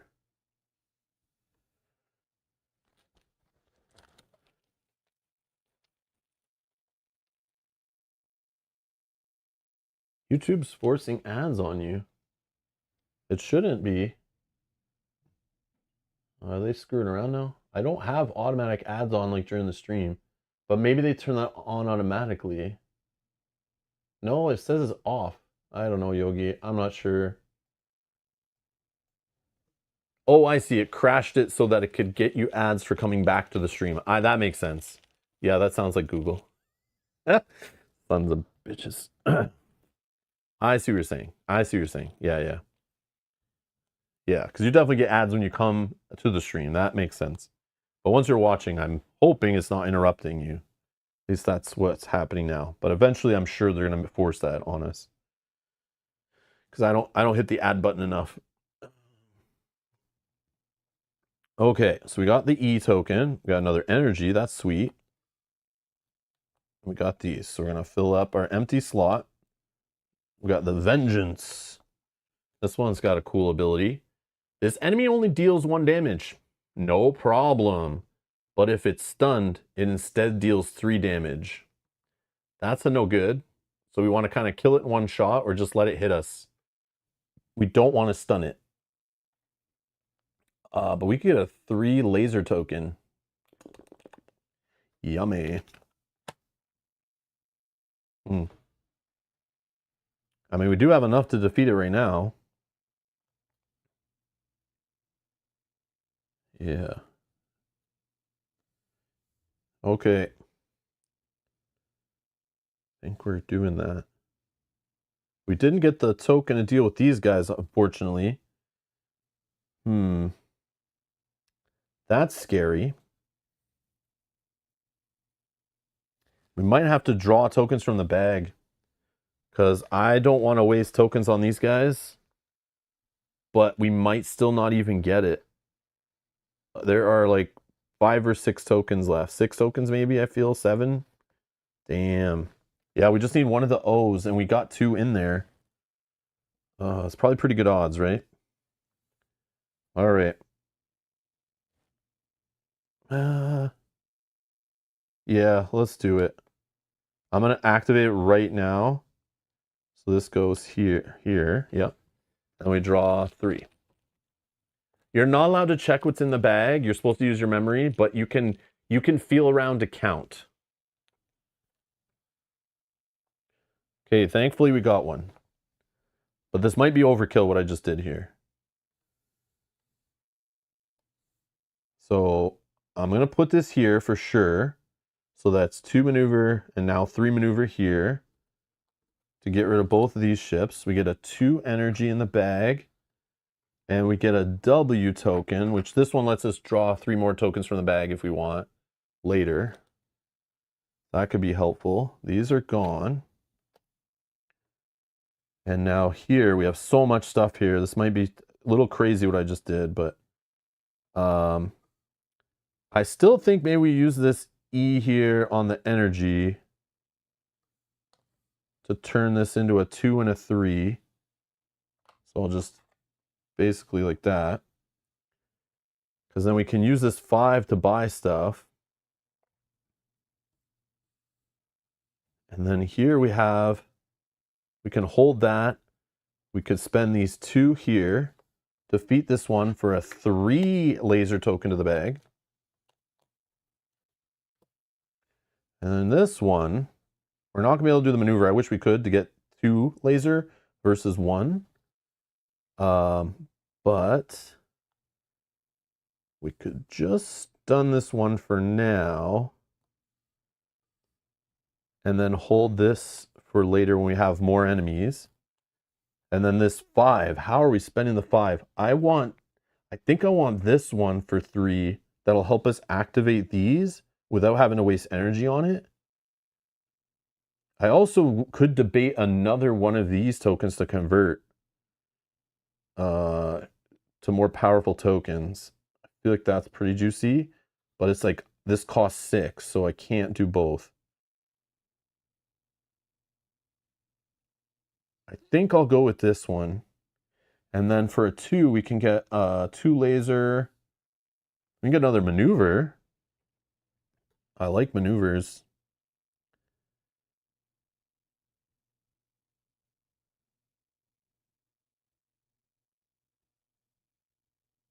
Or we could buy another, like the other maneuver one, just to help us like really push through. I don't know. I like this one because it's just an easy use on like an ability. It doesn't take away from our economy. It's like a one-time spend, and it's like, you know, because sometimes you might be sitting here with like a 3 energy and you got to waste it on like a 1. I'd rather just have this, and it's just like you use on any one, and it's like you have a 3 energy that's floating, but it only can be used for abilities. Could you have upgraded the energy you spent on the card too? Oh yeah, I could have. You're right. You're right, Minion. Yeah, I should have did that in a different order, right? Yeah, you are correct. You are correct. I could have just to do it anyway, right? Yeah. I could have converted this and then still say I spent that on there. Even though it's like inefficient, it's like this is going to pay off in the future. Yeah, you're correct. 100% I should have done that in that order. So yeah. All right. Correct, correct, correct.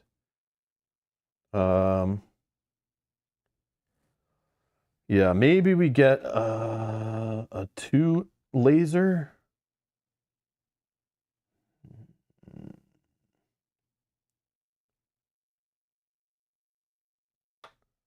No, let's get another maneuver. Yeah, we'll do these 2, I think, for our 5 energy. Okay, so this doesn't attack us. This moves up here. Draw 5 tokens. Carrying over 2 tokens on our hold. Okay. There we got.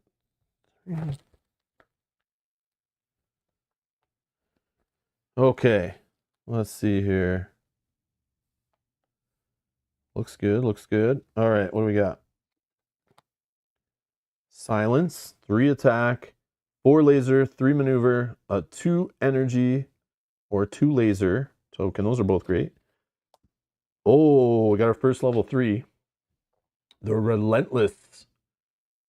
That looks different than the Relentless I know from my sci-fi. Oh, look at this. 3 shield repair and a 3 power laser token. Or we can get an E, which is our enhanced token. Oh, that's 7. Ugh. Okay, okay. Can we even defeat that this run? Who knows? Oh, another 3. Now this is gonna be trouble next wave probably. We can get 3 energy and any power token we want. That's a nice reward. But I don't think we have the evade to do this. To complete this run, which is because we have so much maneuver here or whatever. Like I can only do like 2. So like we could go for this one. Okay, let's just try to get as many cool tokens as we can. So what do we have here? We can double our lasers this turn, right? That's probably pretty juicy. I can put this on here. I don't have to fire it off right now. But laser tokens, 1, 2, 3 laser tokens, you assign to targets this turn count as double their value. So this is a 6, could be a 6, could be a 4. Unfortunately, that's 7 and 7, not 6 and 6, which would be perfect, but stupid. Stupid numbers. So we can only defeat one of them that way. But I think I would go for the enhance. Get another enhance token. Yeah, we're almost done, I think. Let's check. Let's check. Actually, there are 4 tokens left in the bag. So we could have another shot at these guys. But it only lasts till the end of the turn. So if I was to put 6 and 6 here and they're not defeated, they go up top hereafter and only count as 3s on the next round, which kind of sucks. So we need to kill them now. But I could kill this one. If I did this and kill this one, let's say. Oh, I forgot I have the P. I have the P. I have the P. That's like 2. Yes. I'm sure someone already yelled at me. Yeah, Minion already got it. Yeah, and David reminded me I have a power token. Totally brain farted. I forgot about that I have like 2 power I can put between 2 ships. Beautiful. Okay, so we're doing this for sure then, right? I'm going to pop this. This goes here. Okay. So we're putting 6 and 6. We'll do the power token between them for 2 more. So it's a little overkill. But it's what we got to do to get a W and an E. W and an E. Great. Smoked them. This is going to be huge. I never played with this before, but this makes me not so scared about level 3s all of a sudden. Yeah, this is actually really gross now that I think about it. Especially since we got this.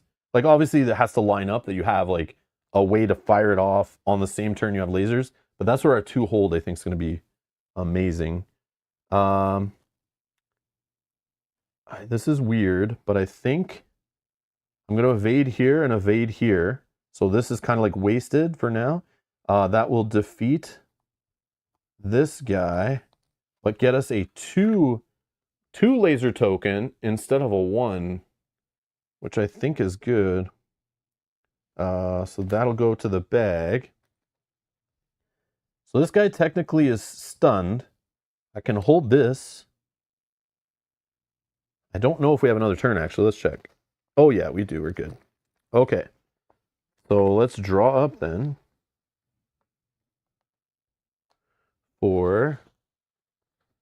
there are 2... Oh, there's 3 more tokens. So now only 2. 2 more tokens in the bag. Oh, look. I can turn these into 3s with this right now. Oh, my. Yes. Okay, look at this guy. This enemy deals 1 damage to your hull, so he doesn't even care about my shields. Oh, that's... Oh, I've never seen this guy. Yeah, I've never seen this yet. This is the first time I've ever had that in my game. Okay. Oh, man. Yeah. So here's the issue. Oops. Here's the issue. I think if I wipe these guys and they're gone, I would then get attacked by all 3 parts of the mothership. I'm a little scared about that. So I could purposely try to end the run by not putting too many more tokens in here, or just drawing them out with this token, just so we purposely don't go to the next turn. And leave 1 guy here so that we're not getting shot by the ship. I think that's how I understand how it works. I might be wrong on that, but that's what I think. So I think there's like a little decision point here to be made. This would go up here.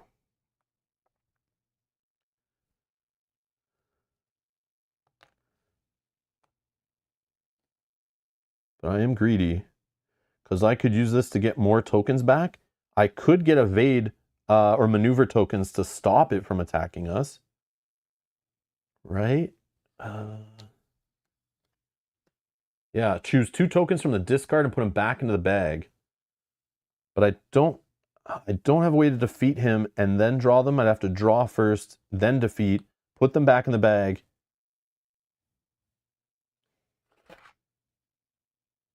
I mean, I do have 1 more W somewhere. Yeah, it's not here. So I do have another draw 3 in the bag, which is interesting. Huh.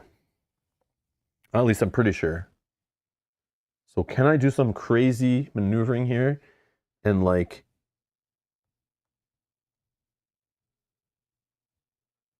Hmm.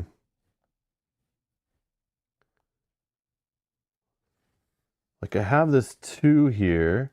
I can convert this to 3 energy and just buy something. Probably not the best play.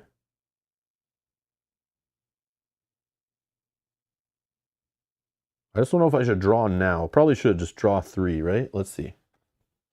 I only have 2 tokens in here.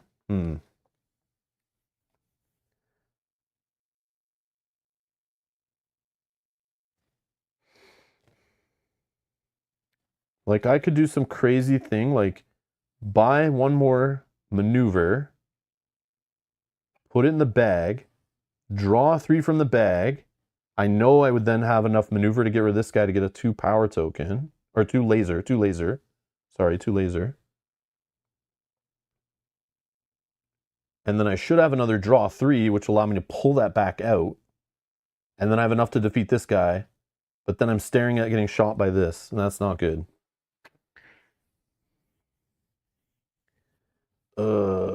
Or I just defeat this guy, get a 2 energy in there, draw it, use this to convert the 2 energies to higher energy, and then use that energy to buy some sick tokens. I think that's the play. Yeah, let's just do that. I'll defeat this guy and get a 2 energy token in the bag. So if I count it correctly, we should have 3 in there. I'm going to use this to draw 3 tokens. Okay. So even better. I didn't know there was more energy in there. Then I'll use this E to convert these to 3s. Oh, that's so sick. Those will cost 4. That's crazy value. Okay, now I have 9 to spend, and I can even draw out what I spend it on.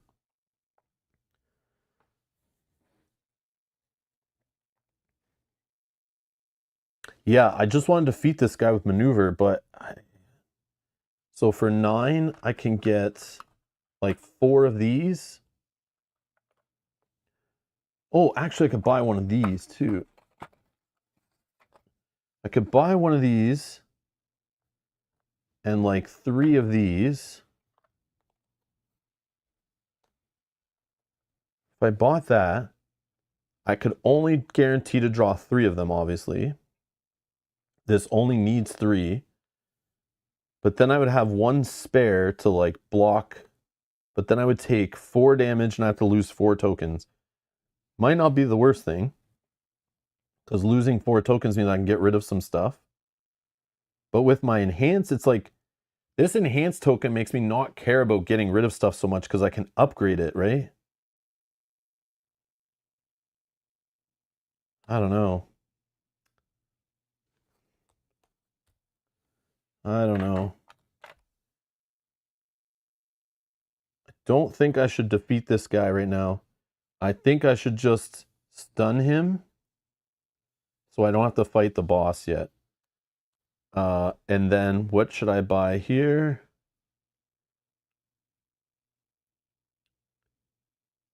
I should buy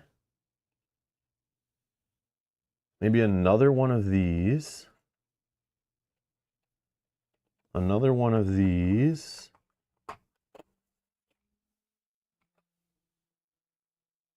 And one of these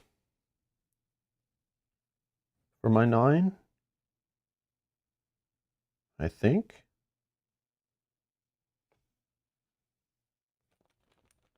Why do you need so much maneuver? It's the play style I like. I love the maneuvering because if you notice, maneuver is much weaker in the game for value on the token, like the actual, number of power on it. Like these only come in 1s or 1, right? But these come all the way up into 3s. And what I found is on some of the cards, depending on your shuffle, of course, of enemies, sometimes the juicier reward you want, I love the option to pick. So if I have a lot of maneuver, I can choose some of the right sides of things that normally you couldn't, where it's like blocked by like 4 or 5 maneuver. I love being able to get them because sometimes there are dual rewards there. And that's just, I like doing that. And we saw there are some, right? Like this, for example. I could spend 7 laser, which is totally achievable. It's so much easier to get to 7 power on your lasers than it is to get 4 maneuver to show up in a turn. But look, I could pick any power token I want, which is worth 3, and this is worth 4.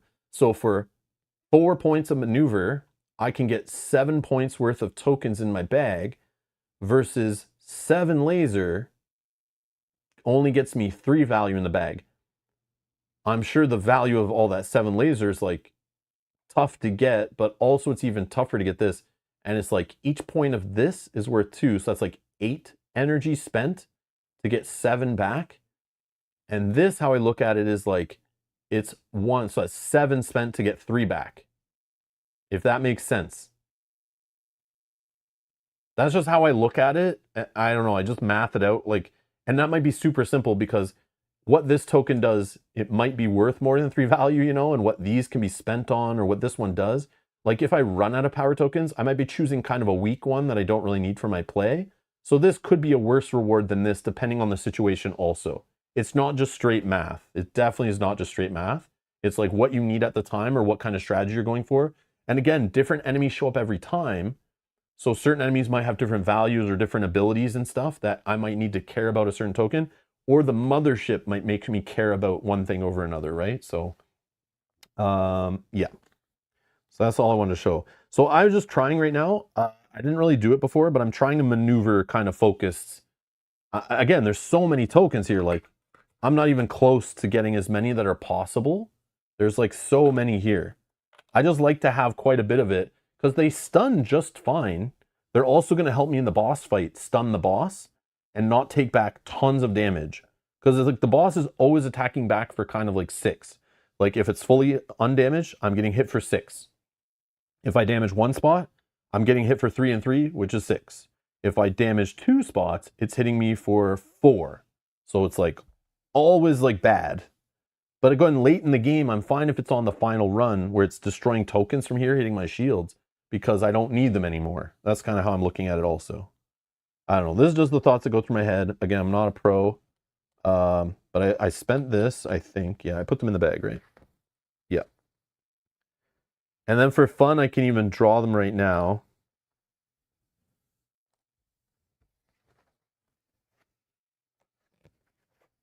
And like, I don't even need to use them, but I can store. The beauty is I can store them right now because we know the warp was going to end. So what I can do right now is like store this and like this or something. You know what? Maybe I want to store this. And then this would just get discarded at the end of this turn. I mean, I could put it on here for fun or whatever. Doesn't matter.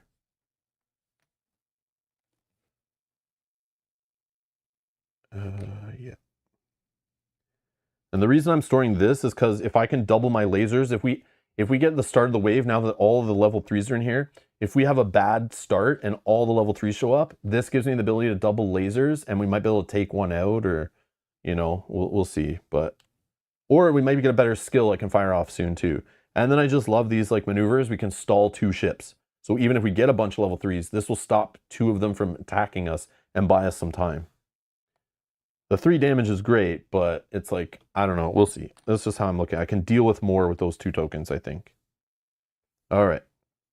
So attacks, nothing. We go to draw from the bag. There's nothing left. That ends the warp. Now we're going to get a new ability. We get this permanent one, which in step 4 of the turn, when we draw our 5 tokens, this allows us to put any number of them back and then draw that number again. So we can kind of like shape. I wish I had this early because this would have helped us with our enhances where we get to throw back, you know, the energy and get more lasers maybe and make this token even more powerful. Or the other way around, right? Or old necklace. Oh, I might take this. This is more well timed because mothership. We know we're gonna probably fight the mothership now that we've just proven we can pretty much get through the whole deck. So we probably want to have a way if we're exposed. Like if I had this already, I would have gone at the mothership just for fun because I know I could have blocked all the damage for one round and I could have defeated this one. For example, maybe, like I might not have been able to there, but I would have actually wanted to if I had this already. I think I'm gonna take this one. Even though this one's like probably the smarter one, I think this one might save our bacon. We'll see. But maybe we don't even get that far. Who knows? I don't know. But this one's amazing, of course. I just wish we got it earlier.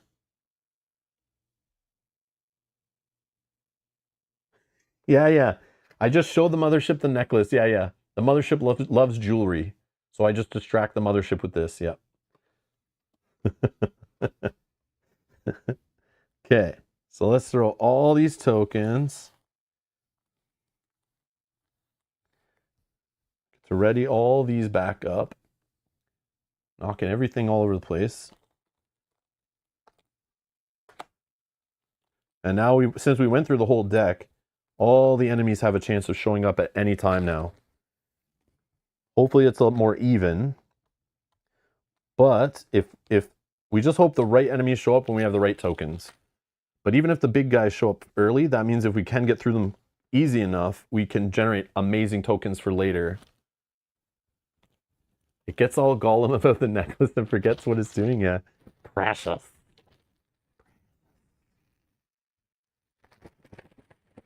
Okay, shake that up good. 2, 3, 4, 5. Okay, 2 power tokens. Nice.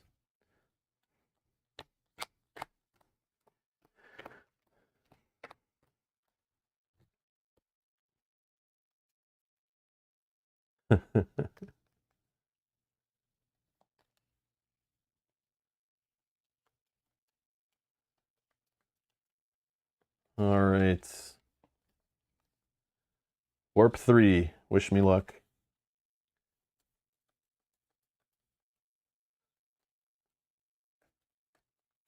All right.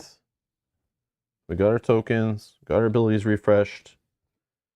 Think we're okay. Oh, level 3 right away. Star Spike. Stalker. Level 1. Another level 3. Oh no. And they're not side by side either, which is sucky. Because then these power tokens would have been juicy for that. And a level 1. Okay, it's a little spread, which is fine. So at least it's not like all level 3s and a 2, I guess. Let's see what we got going here. Now, the double laser tokens thing, kind of sucky with what we have going on right here. So that ability is not, I don't want to use that right now. But we do have the possibility, we could use the draw 3 more tokens from the bag and then make that decision. But I would want to probably purchase something first to throw it in the bag. Something nice with this 3 energy. Maneuver-wise, maneuver-wise, we could go like this.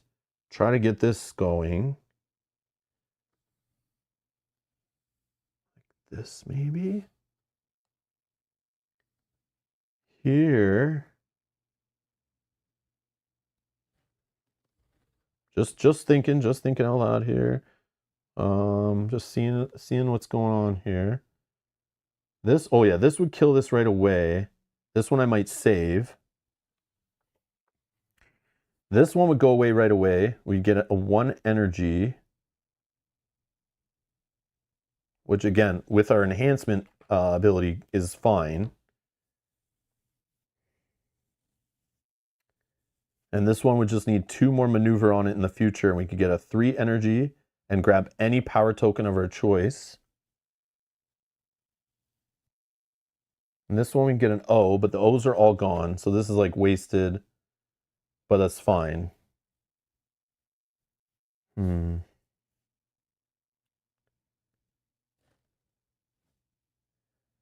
Yeah, let's just do that. Let's defeat this one. This goes here. Here, this one will defeat this one. This moves over. We get 1 energy back in the bag. This one just needs 2 more maneuver. I could work on this one, getting another E going. Now has 3 out of 7 on it. I would save this. Abilities. I could draw 3 more from the bag. It's like not the worst.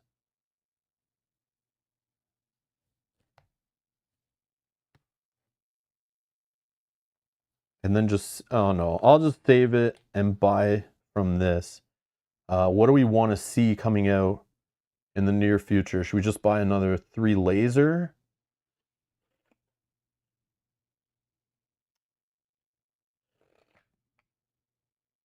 Yeah, I think I'm going to save the draw 3. But here, should I just buy a laser? Maybe a 3-power laser, I'm thinking.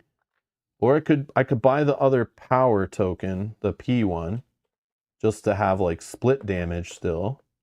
I mean, that will work great against the mothership, right? Yeah. Oh, the double. Yeah, I should probably buy more laser tokens for this ability, right? Yeah, good call. So I'll put that there. I'll buy a 3-powered laser to go in the bag. Okay. So these are fully stunned. We're good. We don't get hit back. I'll move this to the top. Move this to the top. Okay. We'll draw. We've got a nice little hold going.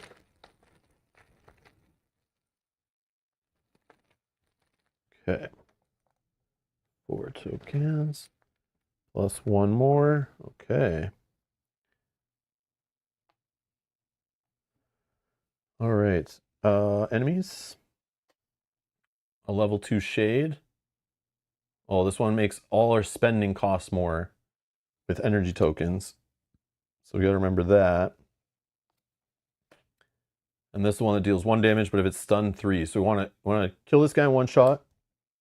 Or we just let him hit our shields, like who cares? Okay.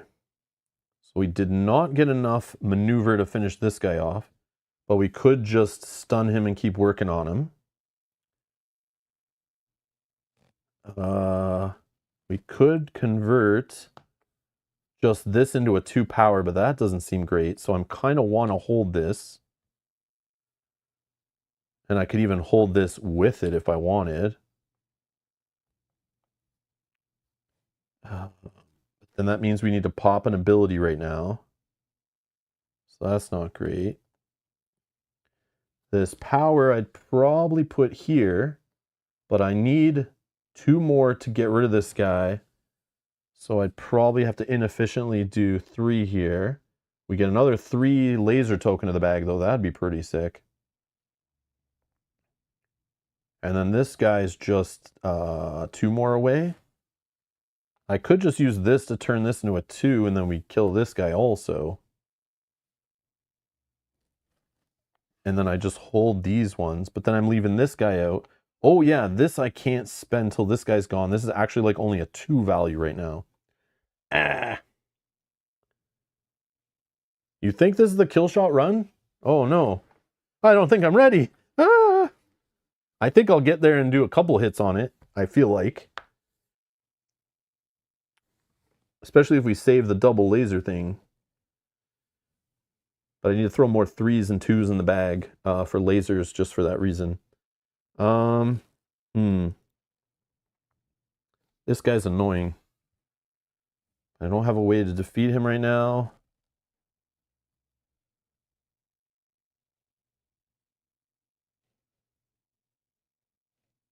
Or do I? I do if I do it this way. And this way. That will kill him, put a 2 in the bag. Then I can spend this no problem. I leave this guy. This guy only hits us for 1. I'm not worried about him really. And then this still needs 2 more on it. But it is stunned right now. I like this better, I think. And this I just want to wait on until I get one more maneuver.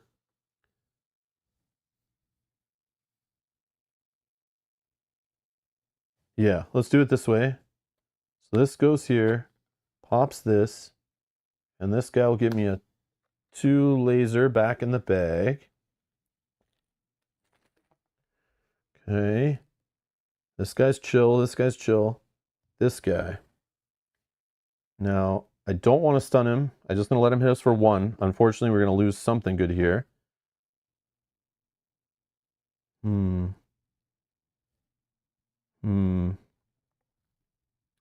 If this is the kill run, maybe I don't need this. I could put this here for bait and just use it right now on this to get a 2 going. And then I save these 2. But I could also spend this one right now. I mean, maybe I get rid of an energy. That's fine too, right? If this is the final run, like, who cares? Yeah, I'll buy this 3 going in the bag. Don't want to use an ability, so I'm going to save this. And I could just save this and then put this here. Yeah, that looks better.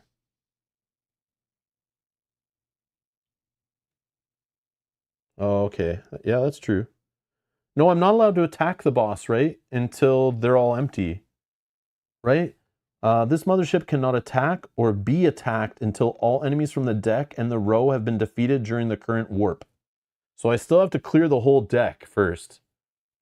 And then have enough left over to still fight the boss, which I don't know if I'll get the whole boss killed on this run. It might take a couple. A real necklace, yeah. But like this abilities, I looked this up before. These aren't abilities. These are special rules, which are not blanked out by this. Abilities are like this. This is an ability on a mothership. These are rules. These are rules. So yeah, this card only stops attacks and abilities. Nothing up here above. That's a thing. Yeah. So I still have to, unfortunately, get through the whole deck. You can't ignore all these rules here. There's no way to ignore those that I know of. Yeah. Yeah, look that up. Abilities are just on the bottom. This mothership doesn't even have abilities. So all this to me is just a save my bacon for a turn and not get shot by the mothership. But again, the mothership doesn't attack us till they're all gone anyway. So I'm definitely holding this until that time, no matter what. Yeah, no, I looked it up. I was like, when I was playing the game, I started getting confused because on here, this is the token that got me confused when I realized the rule book is maybe not as juicy as I thought it was. This choose one enemy. I was like, can I use that on a mothership? Is the mothership an enemy? In most other games, a boss monster or a minion, they're all monsters or all enemies, right? But in this game, an enemy is literally only an enemy card. This is a mothership. Motherships are not enemies, which is weird. But they are all targets in this game. So these are targets. This is a target. So if anything says, where is it? If anything says place this token between 2 targets, means I can use overdrive on the boss or on enemy cards, but I can't use Warhammer on the motherships. I can only use this on enemy cards, if that makes sense. So yeah, that's what made me look up an FAQ and then was like, I went down a rabbit hole before stream and was like, I knew it was there, and then I started reading it and was like, oh yeah, so there's like some weird things with what are abilities. This is not an ability. Yeah, there's some things, look it up, you'll see there's some weird timings and things that matter, like when you get rewards. Rewards are mandatory, I learned that. So if you're forced to draw 3, but again, drawing 3 and having an empty bag doesn't mean the warp's over until you hit step 4 when you're forced to draw those 5 tokens. That's another thing I messed up in my first time I played the game. I was so trying to avoid all the draw 3 rewards, thinking they were a punishment kind of, but it's not the case. Yeah. Oh, they don't define an ability? Yeah, I know. Yeah, there's no ability. Yeah, there are some terms in here. It makes it clear if you like read through this carefully. I don't know if this is every version, but the FAQ helped me on BGG, which was good. Yeah, so those are some things I learned when I was playing. And I played the first game, I played just reading the rule book, and I got confused only in a few spots. But then I reread the rule book, it cleared a couple things up, but I still need the FAQ for a few things. But it's nice it's there. Okay. I think we're good, right?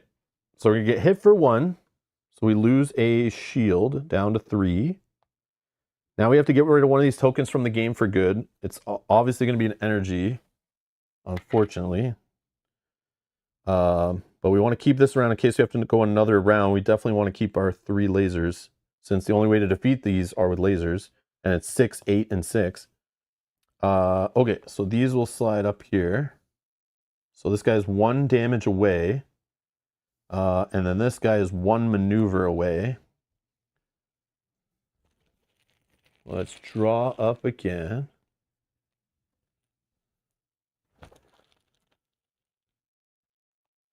All right, what do we get here? We got a 2, 2, 1, and a 1, and a draw 3 more tokens if we want.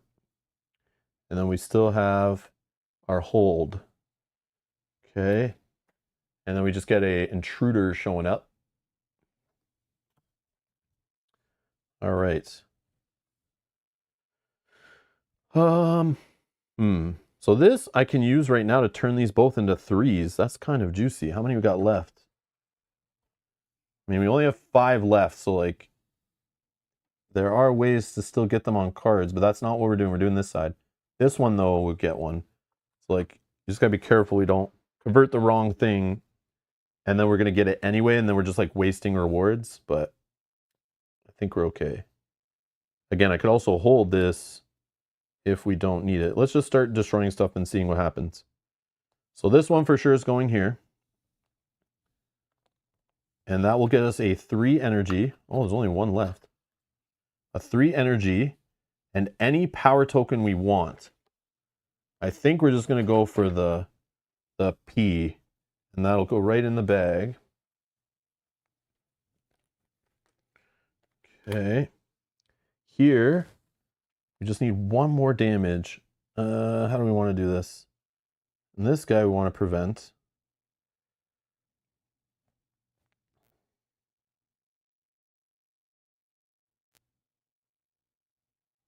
I think this guy.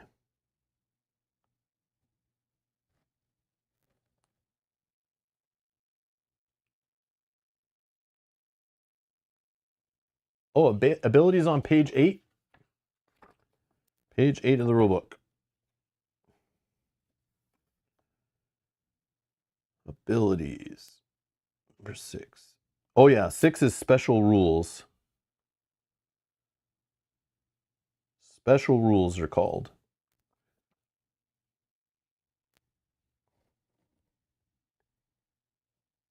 Abilities, page 8 of the rulebook.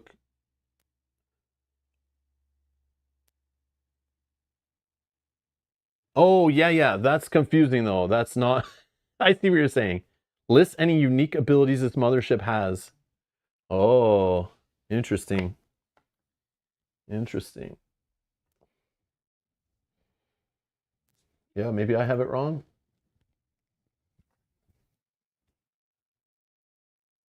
Let me...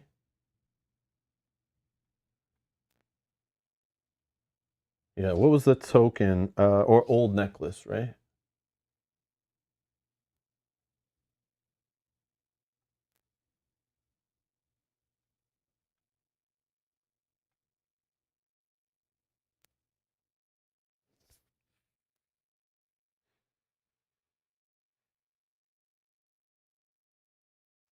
Well, this one I had a question about.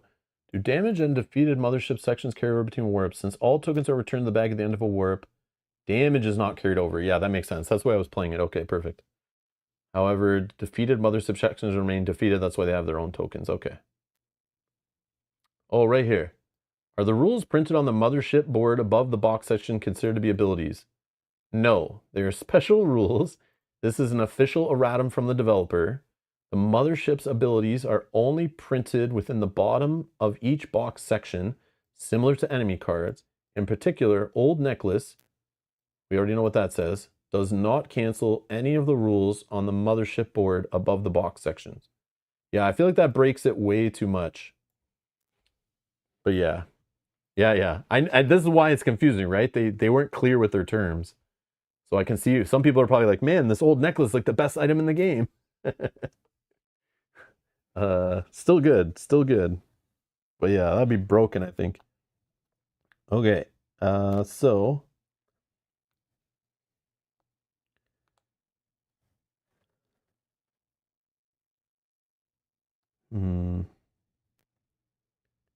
yeah, let's just spend this. We'll exchange these for 3s. I don't know if that's the right way to do it, but that's what we're doing. It's like if we get another warp, it matters, I think. How do we do this? I think here we just maneuver this one and get a level 1 power token in the bag, or level 1 laser token, laser token, sorry. And then here it's overkill, but I think we're just doing this. I could draw more tokens from the bag, but then we can only store how many cards we got? Still got a bunch left. Yeah, maybe that was not the best. Draw 3. I'm okay taking 1 damage here.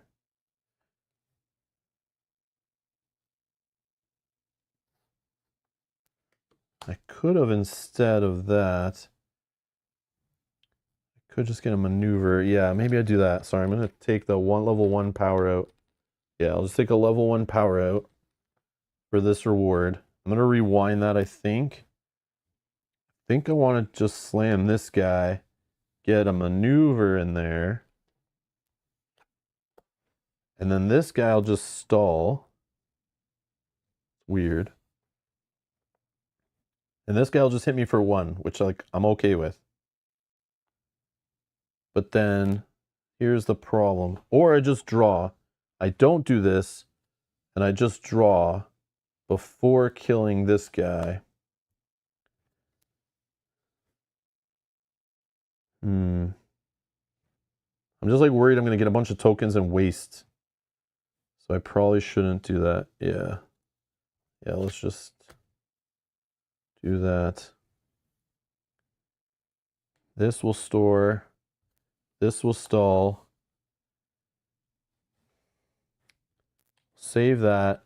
We just won't draw tokens from the bag, I guess.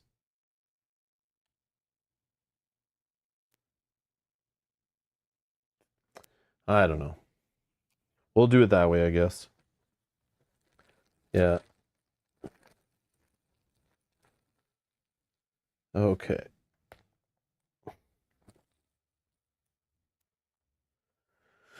All right, so let's see what we get. Oh yeah, sorry, we took a damage. We took a damage to our shields. And we'll just get rid of. Just get rid of a maneuver from the game. Okay, we have 6/3 PW flame. Hits for 3. Level 2. And the Reaver. At the end of the turn, discard all laser tokens. Okay. Probably could have got rid of this instead, but yeah, I'm actually going to change that. Let's just get rid of this enhanced token. And oh, sorry, enhanced token. We'll keep the maneuver. Yeah, let's keep the maneuver just in case we go further. I think that's a better call. All right. So this guy.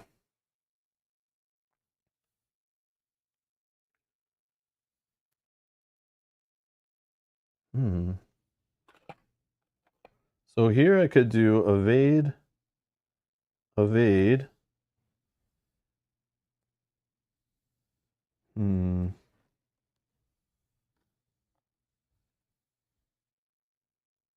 Evade. These will move over to here. This guy's gone, even though it should just did damage on him. Kind of a weird way to do it. But this gets me a 3 and also heals my shields up 3 more back to full. This will go in the bag. And that guy just needs 1 more evade on him on maneuver. Here, there's no P's left, so this is fine. I'll just defeat this guy with a 3, nice and clean. And this guy, I could... I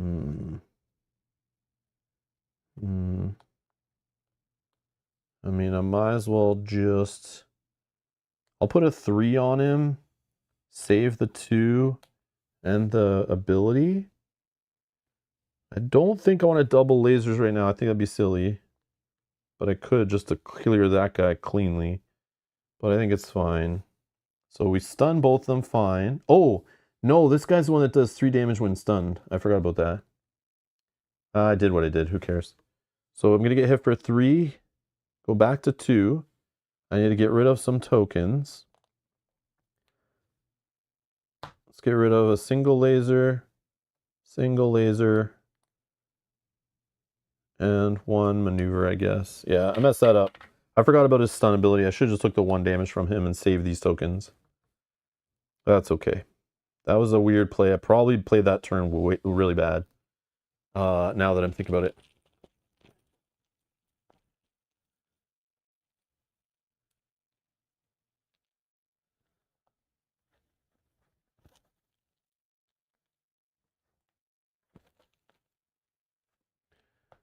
Okay. Yeah.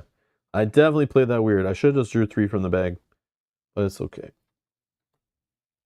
We still have 1 extra warp if we need, right? So it's fine. Oh yeah, these are up here. Okay. All right.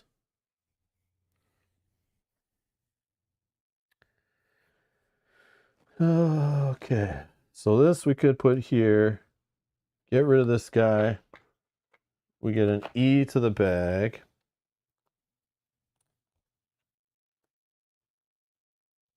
One left there. Okay, this guy. How many are in the bag, actually? Oh, lots. Lots. I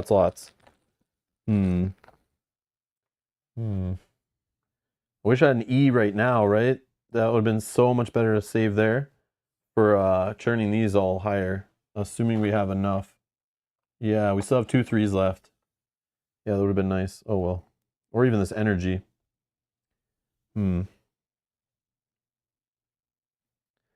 Well, I'm okay taking 1 damage. That's fine. So we could put like this here. This here. This here to defeat this guy. Oh, that's a P. We don't get the P token. W, I don't care. Yeah, that's fine. We're like not getting rewards anymore, which is okay.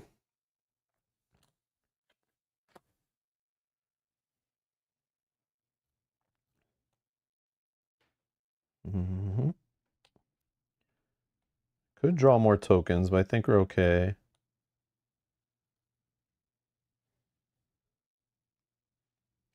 And then for 3, I'll just buy another 3 token, I think. And save this. So we get shot for 1. Let's just lose 1 energy token. Okay. So now we draw again. Greetings, Bernardo. Greetings from a Midwestern trailer park in US on where I've just beat this darn video game, and now it seems like that this guy wants me to fight this crazy battle. Game invokes that movie into my mind. Are we talking about like Independence Day or something? What are we talking about? What movie? I should know it. I'm so sorry. Hey, Bernardo. Good to see you.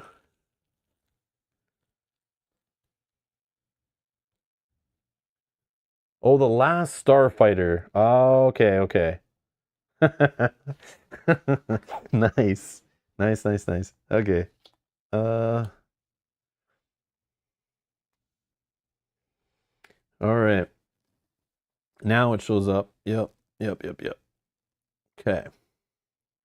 So this is our last of our enemies before the mothership stuff.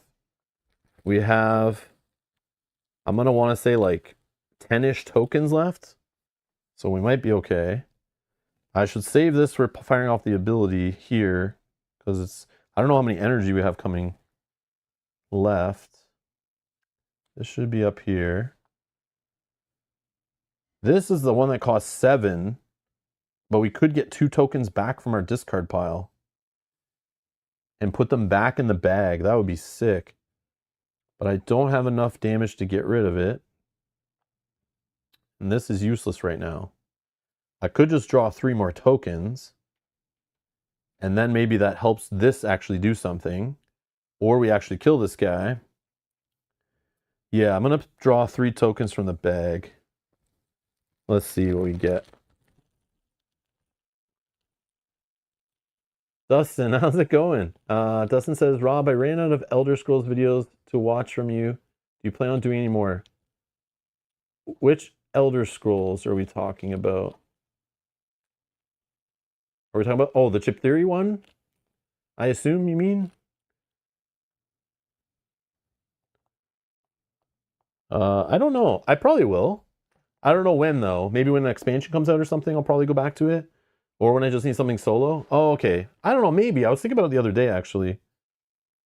Because it's like when I get in that mood to play like something like Too Many Bones, it would just be that game now. So like when I want a big overproduced chip theory game to burn my brain, that's the one I would pick. So, but yeah, I don't know. We'll see. We'll see.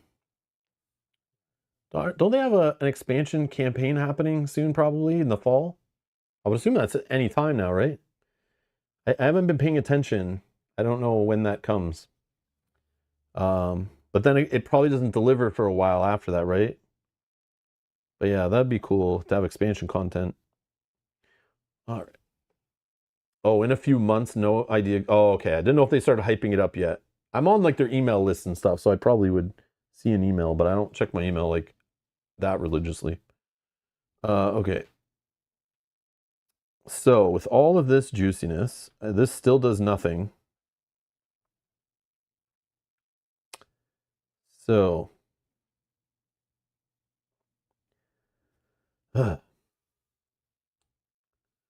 we could do this. That would get us a 2 laser token.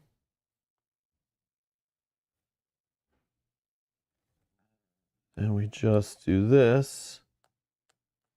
That puts 2 tokens back in the bag.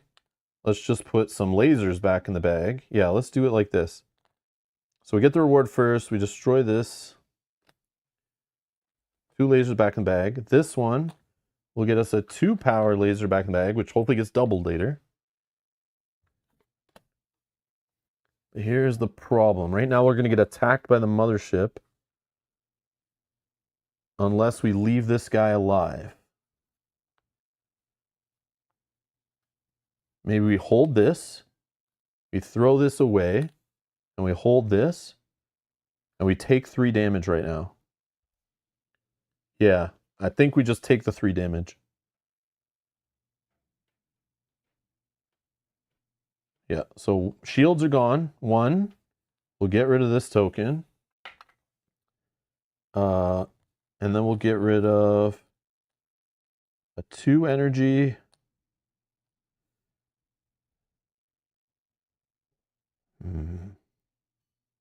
Let's just get rid of all the energy here, I guess. Yeah. And then 1 hull. And when you take hull damage, you don't lose tokens. But you can't heal back up your hull, I don't think. Only your shields, which is interesting. All right.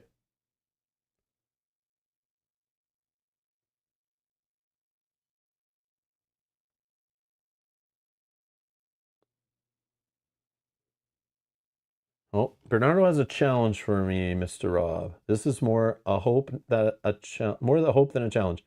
I just got all Nemesis. All. Oh my god. So now I'm trying to store it somehow in a way that makes sense, maybe to revisit it.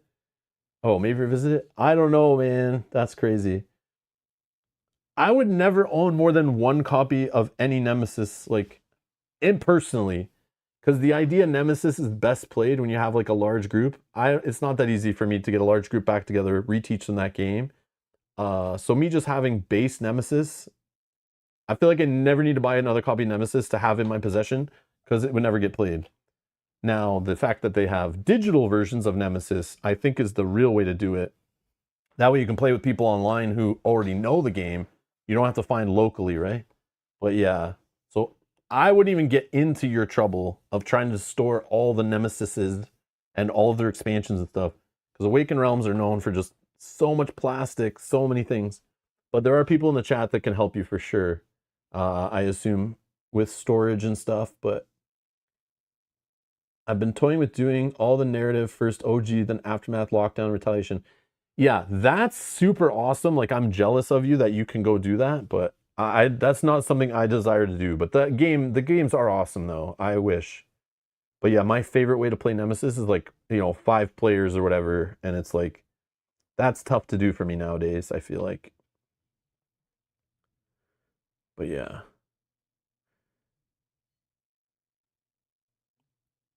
I don't know. I'm not sure what happened to that Nemesis game.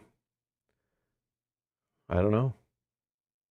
I still have it. I've never booted it up since those days. But it'd be cool to play with people online in like a game of Nemesis though, that's for sure. But yeah, I do love the Nemesis games. They're awesome, but yeah, just owning all of them would just they'd be like collecting dust too much and be too much space, I feel. But if you're getting them played, that's amazing. I am jealous. All right. That is nuts. My wife wants to kill me with a spoon. Yeah, that too. At some point, either you get rid of some or we need to expand the house. Oh, the online version is so-so. Oh, okay, okay. That makes sense. All right. Next round, next turn. Yeah, that's crazy.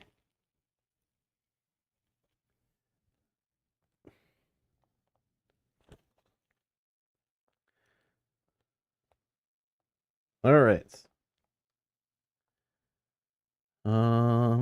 Okay, okay. What are we doing here? Now the problem is all of our maneuver is like not here, so we can't stop the mothership from hitting us. I think we might have to use this soon. Maybe even now. But I don't have the double the lasers. Oh, actually I do have energy. Sorry, I do have energy. So I could do like draw 3 tokens or whatever. I could draw 3 tokens. Hope I draw the other one of these, but I don't know how many are left. Let's see. I have like 6 tokens left, maybe. I think it's like 6. So I might not draw it. So then these 2 are more important. So I could trigger this. So lasers are doubled. That's 6, 4, and a 6. I only need 2 here, which sucks. But I have to get rid of this. Oh yeah, I can use this that doesn't get doubled. But that's probably better to use over here. I should probably just draw and we go YOLO. But I will get 1 token back. I need to know exactly the amount of tokens. It matters. 1,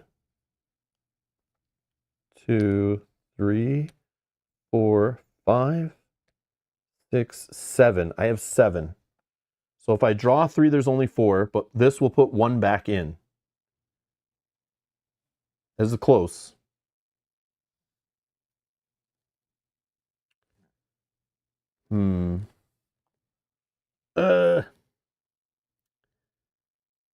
Oh yeah, I could use this to convert this to a 3. Okay. If I double lasers, I could turn this one to a 3 first. But this one I use here. That dies. I put a 2 energy back in the bag.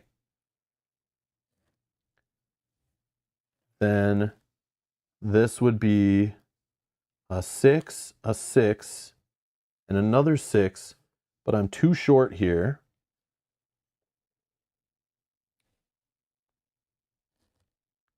But then I could stop the mothership from attacking back with this. And then I won't take 4 damage back, which would kill us. And then we just draw and just hope to get... Oh, this would go back to a 2, though, for the next round. Oh, yeah, we would get more tokens from these, too. I forgot we would get more tokens from these. Yeah. So let's do this one here. Damage, kill. Puts 2 energy back in the bag. Okay, so now we're allowed to fight the boss. So I'm going to spend this to turn this 2 into a 3. I'm going to double the value of lasers. So a 6 will destroy this. This gets us a 3. Oh, there are no 3s left. Oops.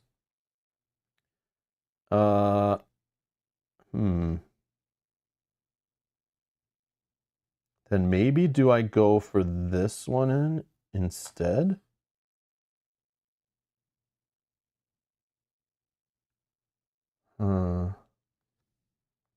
No, let's destroy this one. Oh, there's no 3 energy here either. Oh, okay. So I think I should destroy this one. I mean, I'm using 12 on 8, which is kind of silly. But then, I guess they're both 6. At least this one will put a token in the bag.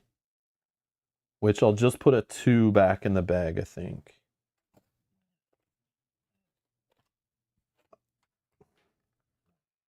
Yeah. Why not draw 3 and end it? You think I'll get what I need, though? I'm scared that I won't be able to. I'll try then. I'm just worried I won't get what I need. Oh, no. Okay, I'll try. Oh, crazy. All right, so this doesn't put a token in. There's nothing there. So we'll put here. We'll draw 3 then. Because we'll die. If we don't get it, we're dead. Lasers are doubled. So we need to either, if we find a maneuver, we can stop the damage. So maneuver is good. Even a 1 damage is fine. 1 laser. Or preventing damage from another energy or an ability. Yeah, so we're probably good. We're probably good. Token number 1. Okay, not the best. Token number 2. Not good. Not good. At least we can buy tokens to put in the bag to have another turn. Oh, okay, we're good. We're good. Okay, so lasers are doubled. So this is 6 plus another 4 is 10. Boom, we win.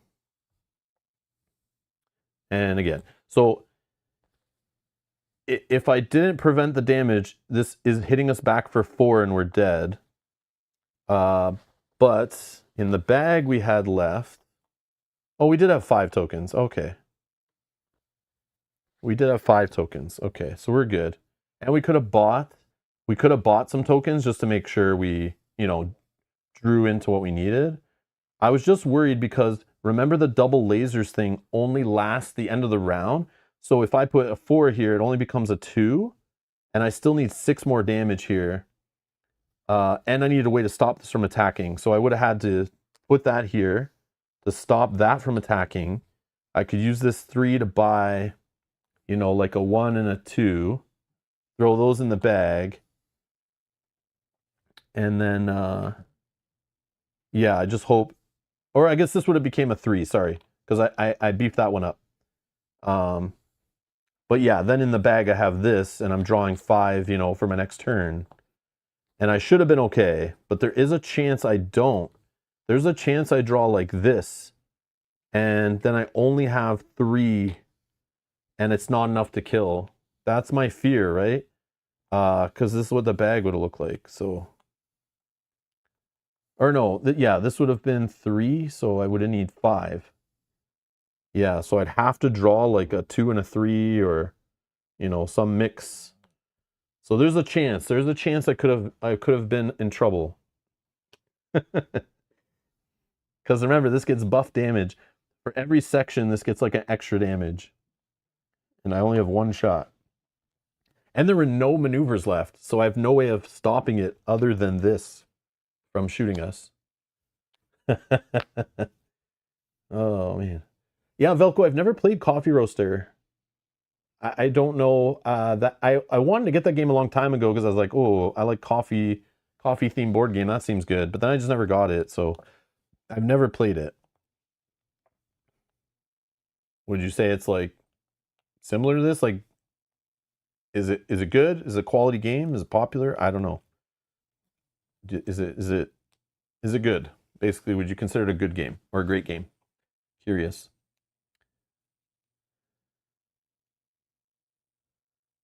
Yeah. GG's, guys. Thank you for the help on that. That one rules goof, man, that would have definitely messed things up. I think it made it harder for me the way I played it before with the E. I played this E yesterday the first time, and I misunderstood it. I was like exchanging this for this and then this for this and like doing it backwards. And like, yeah, that definitely made it harder because I was taking more damage, I think, when I was turning lasers into energy. But yeah. Oh, it's mediocre? Okay. Yeah, all right. I appreciate your opinion. I do. All right, so we won. We destroyed the mothership. We saved the day. Sweet. Bernardo says, coffee roaster. I bought it and sold. Not my cup of tea. I get it. It's too random. I have the app which scratches the itch. Oh, it's got an app. Oh, okay. Yeah, so then you just play it on the app. That works. You don't need the full game. Anyways, that is Warped Edge. My thoughts on it? Yeah, it's a cool bag builder. I think it's fun. It's clean. I like the look of it on the table. The graphic design, all that stuff's fine. The art's great. Yeah, it's a nice professional little game. The components are pretty good. Other than tokens could be wearing out in a bag builder. We all know that's a problem. I wish they were acrylic by default. I'd pay the extra money for that. I wish these were dual layer cardboard boards so I could put cubes in here and never bump them. But that's just me. Maybe it's just me. I don't know. But yeah, I like these little trays. I like the organization. I think it's cool for a solo game. Easy to clean up, easy to tear down. Very organized, very structured. Not a lot of table space. This is definitely could all fit on like pretty much a card mat, maybe a little bit more. The gameplay feels very deck builder-ish. Again, it's a bag builder, deck builder, very similar. Just this is just like you shuffling your deck more often by shaking up a bag and pulling out a card or 5. Yeah, I don't know. The abilities are cool. I like the replayability of it. I think is good because the different cards that show up change the strategies and what's possible. Again, I've never played more than this mothership, so I don't know how different they all play or how much harder they are. But there are like all these different motherships that have different rules. Look at this one. I never even looked at them closely. But yeah, there's like activation cycles here. Looks like a token moves around on this. So yeah, you have like, you could work on this one until you feel comfortable and you beat it with like maybe a couple different ships. But again, you have different ships with different tokens, different abilities, different stats that you could try in all the different combinations, working your way up through the difficulty. So I feel the value's there if you like the gameplay loop and the decision points and the strategy of it, which I like. I like you just kind of work with what you get. I like the randomness of like drawing 3 tokens to hopefully get what you get. I love the hold mechanic. I feel like that's missing in a lot of deck building games, being able to hold something for a future turn to try to like line up more impactful turns and reduce some of the weak draws. I feel that works really good and I love it. That's why I like the ship with the 2 hold. Oh, one of them has 4 hold? What the heck? Oh, look at this guy. I don't know what the hell his abilities all do, but they're all different. He's got the same P token, for example, but all these, oh, that's the W is the same too. But I've never played with these 3. Oh, targets require 1 extra maneuver to evade. So this is like you're going laser focused, right? Oh, and this is, I see. So this one is like targets require 1 extra laser to destroy. At the game start, gain 1 extra skill card. That's cool. So yeah, maybe certain ships are better against certain bosses, maybe. Or just your play style, like play with your style. And again, the whole idea of the enemies being different. Like we could have had a deck where they're all 8 laser to get through, which would have sucked. Oh, there's a 9. What the heck? I never seen that guy before. Yeah, see, I never really saw these abilities. I played like 3 times. This is like my 4th time playing. And I've never seen that any time come up in my deck until today. That's interesting. Yeah, that's cool. But yeah, just like the variability, like how the journey to the mothership can be different too, based on the shuffle up of the enemy cards, shuffle up of the skill cards, different boss with different rules, and different ships with different stats and abilities. A lot of combos here for like a solo game. I think it just keeps the replayability going if you like the idea of building an engine, building a bag, working with whatever the game randomly throws at you and trying to make the best of it. Yeah, definitely a cool little game. I see why it's rated so high. But it's not better than Unstoppable. Unstoppable, best game in the series, and I've only played 2 of them. So I'm an expert. I've only played 2 out of like 5 games in the series, but Unstoppable is definitely the best one. Quote it. Quote it. Talking out my ass. Anyways, but yeah. Yeah. Bernardo, look into Unstoppable first. Make sure it's for you. But if you like deck building games, definitely check out Unstoppable. Yeah, and obviously solo only. I haven't played it 2-player yet, but it does have a 2-player mode too. We need a space-themed solo-only game series. What's in that list besides this and oh, what's the other one you mentioned earlier? I'm so bad with game names. Uh Falling Skies. Falling Skies and Warp's Edge. What else is there? Is there more other ones that I should look at? Minion says, I'm having a lot of fun with Ensemble. Did you look at the other bosses at all, Rob? I can't remember. I want to play one. I want to play another one on stream, I think. Yeah. I want to try that game again. I also want to show Mel and then teach Mel and then play 2-player also. Maybe we can play against a different one in that too.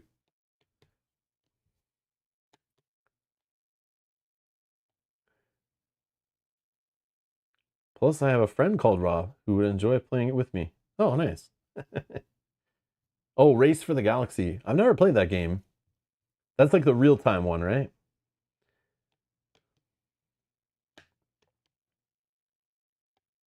You need expansions to make some of those big games solo. Total waste of money to dive in just for that.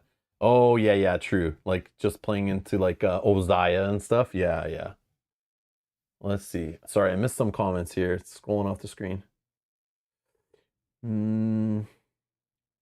Oh, the Arts are mining Messiah.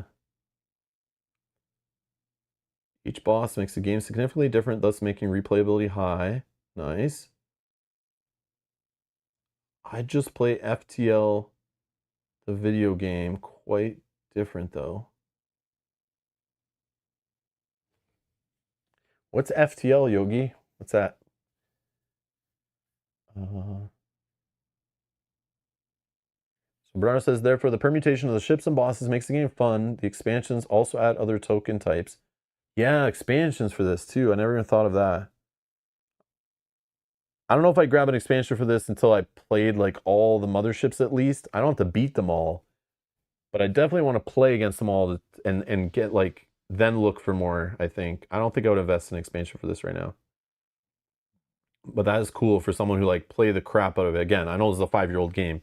Like most of you've like played the crap out of it, bought an expansion already, and you're like moved on. Me, this is new to me, so I'm behind the times. Uh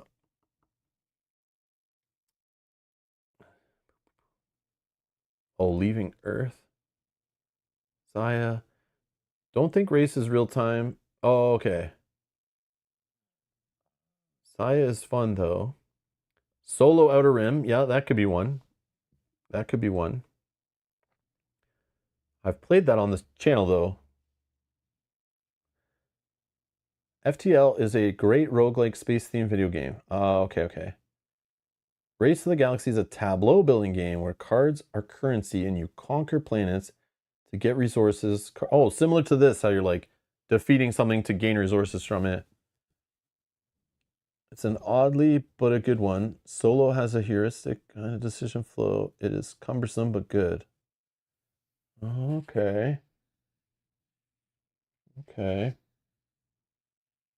Race for the Galaxy. I've heard that of that game. Like when I got into the hobby, I heard of it, but again, I'm like a fantasy guy, so like sci-fi is not really what I was looking for, so that's probably why I've never come across that game or like looked into it too far. I don't know what I was thinking of. But that is one where you like build a ship, right? You're like, aren't you like digging through parts and like trying to put a ship together? Or maybe that's like the multiplayer version or something. Or I'm thinking of a completely wrong game. But I swear, I watched one time at a convention, there was people sitting around a table and they had these like boards in front of them and there was space parts for a ship all in a pile. And they were like digging and like putting things in places. Oh, that's Galaxy Trucker. Okay, that's a different game.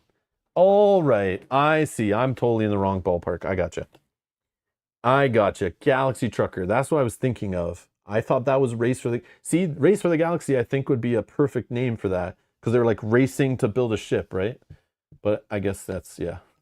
Now you see why I'm confused. Galaxy Trucker. Okay, I don't care for Galaxy Trucker. That game was like, no, that's not for me. Now, Race for the Galaxy. Okay, interesting. So I need to look into that. Okay. Race is basically a staple, and everything else just riffs off it. It is engine builder sci-fi, really, really good. Oh, why didn't you guys tell me about this game before? I'm here playing Warp's Edge over here, and you guys are holding out on me? Jeez. I'm playing the I got Race for the Galaxy at home version here, and you guys are hiding out. I'm playing this crap? No, I'm just kidding. This game's great. But yeah, I do like this game a lot. It's very cool. Definitely worth the money, I feel. Definitely a lot here if you like this playstyle. But yeah, I should look into that. Oh, there's an app for that too. It's quite good. Okay. Okay. So I can look at the digital version first, maybe? Hmm. Yeah, I didn't know. That's funny. I've avoided that. I've avoided that just because I thought it was that Galaxy Trucker game I saw. That's funny. I prefer total randomness of Roll for the Galaxy. Oh, there's like a dice version of it too? Jesus. But Race is the better game for mechanics if you want like a good game. Roll is more fun because of rolling lots of dice. I probably would prefer the Race based on your like based on the randomness of rolling dice. It's like, yeah, but interesting. See, I've been in this hobby for like over a decade, coming on a decade and a half, and it's like I play so many games and bought so many games and like I've seen so many games and demoed so many games. It's like I've maybe experienced 1% of like the great games that are out there. Maybe like 2% if I'm lucky. And it's crazy how much just like passes by and it's like, yeah, it's crazy. That's why I don't understand the whole like desire for new games all the time. There's like no way everyone's played it all, but I guess if you've been in the hobby longer and have played a lot of those games or have a gaming group that plays like very consistently, because I've seen game groups where they bring like containers and bags full of games and they literally play like 6 games in a night.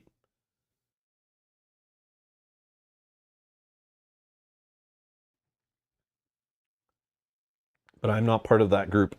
But I watched them. I was there playing card games beside them, but yeah, they were crazy. They used to play like after work, like tons of games.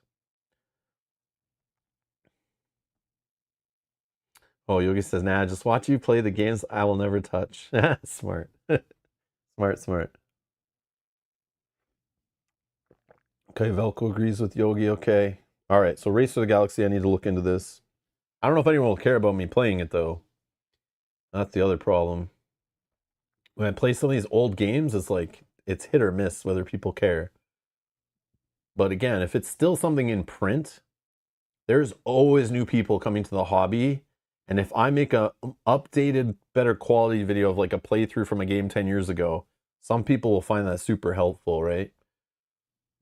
And then it's also, you have the benefit of what I find is um, when somebody does a review for like an old game, let's say from like 10 years ago, right? Still could be a great game, but it's in the conversation when it releases. And I find games fall out of the conversation. Might still be a great game, but then someone comes new to the hobby and everyone's talking about like the new hotness, right?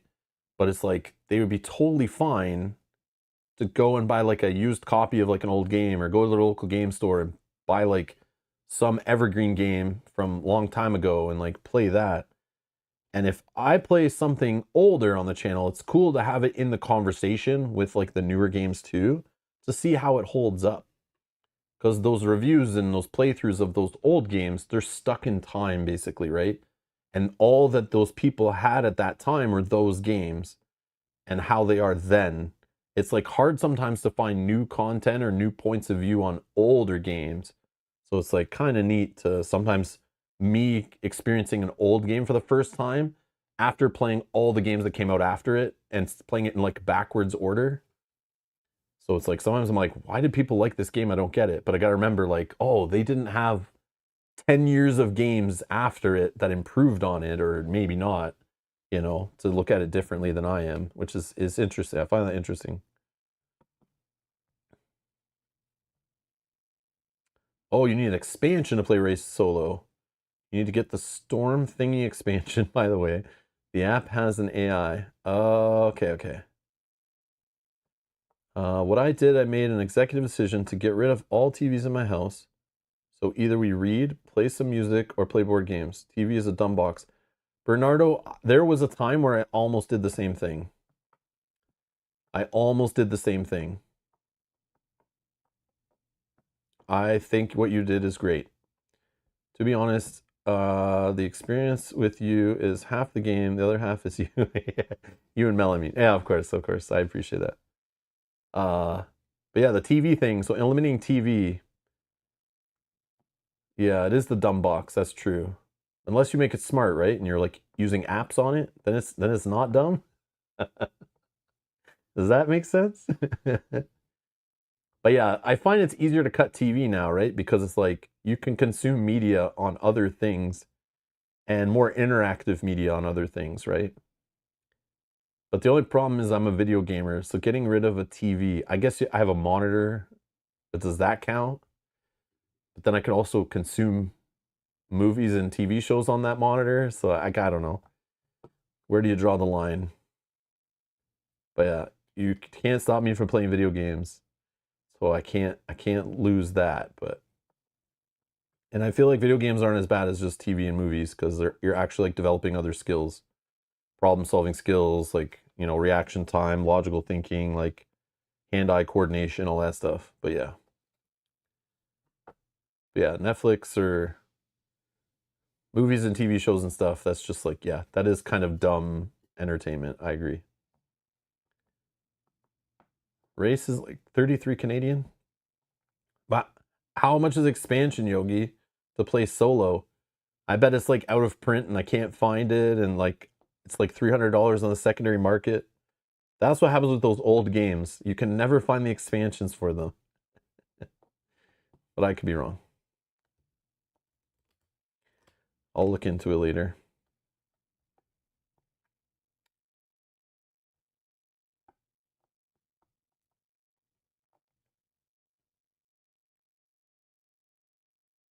Oh yeah, yeah. Yeah. If you spend your whole day at work on screens, yeah, it's all so much easier to come home and be like, I don't want to see a screen. Yeah, I understand that too. Yeah, when I used to work in IT, I was the same way. I'd come home and I'd be like, I need to disconnect for a bit. That's kind of what drew me into this hobby, actually, was around that time. Was like lots of that. It's just a way to disconnect and connect with people.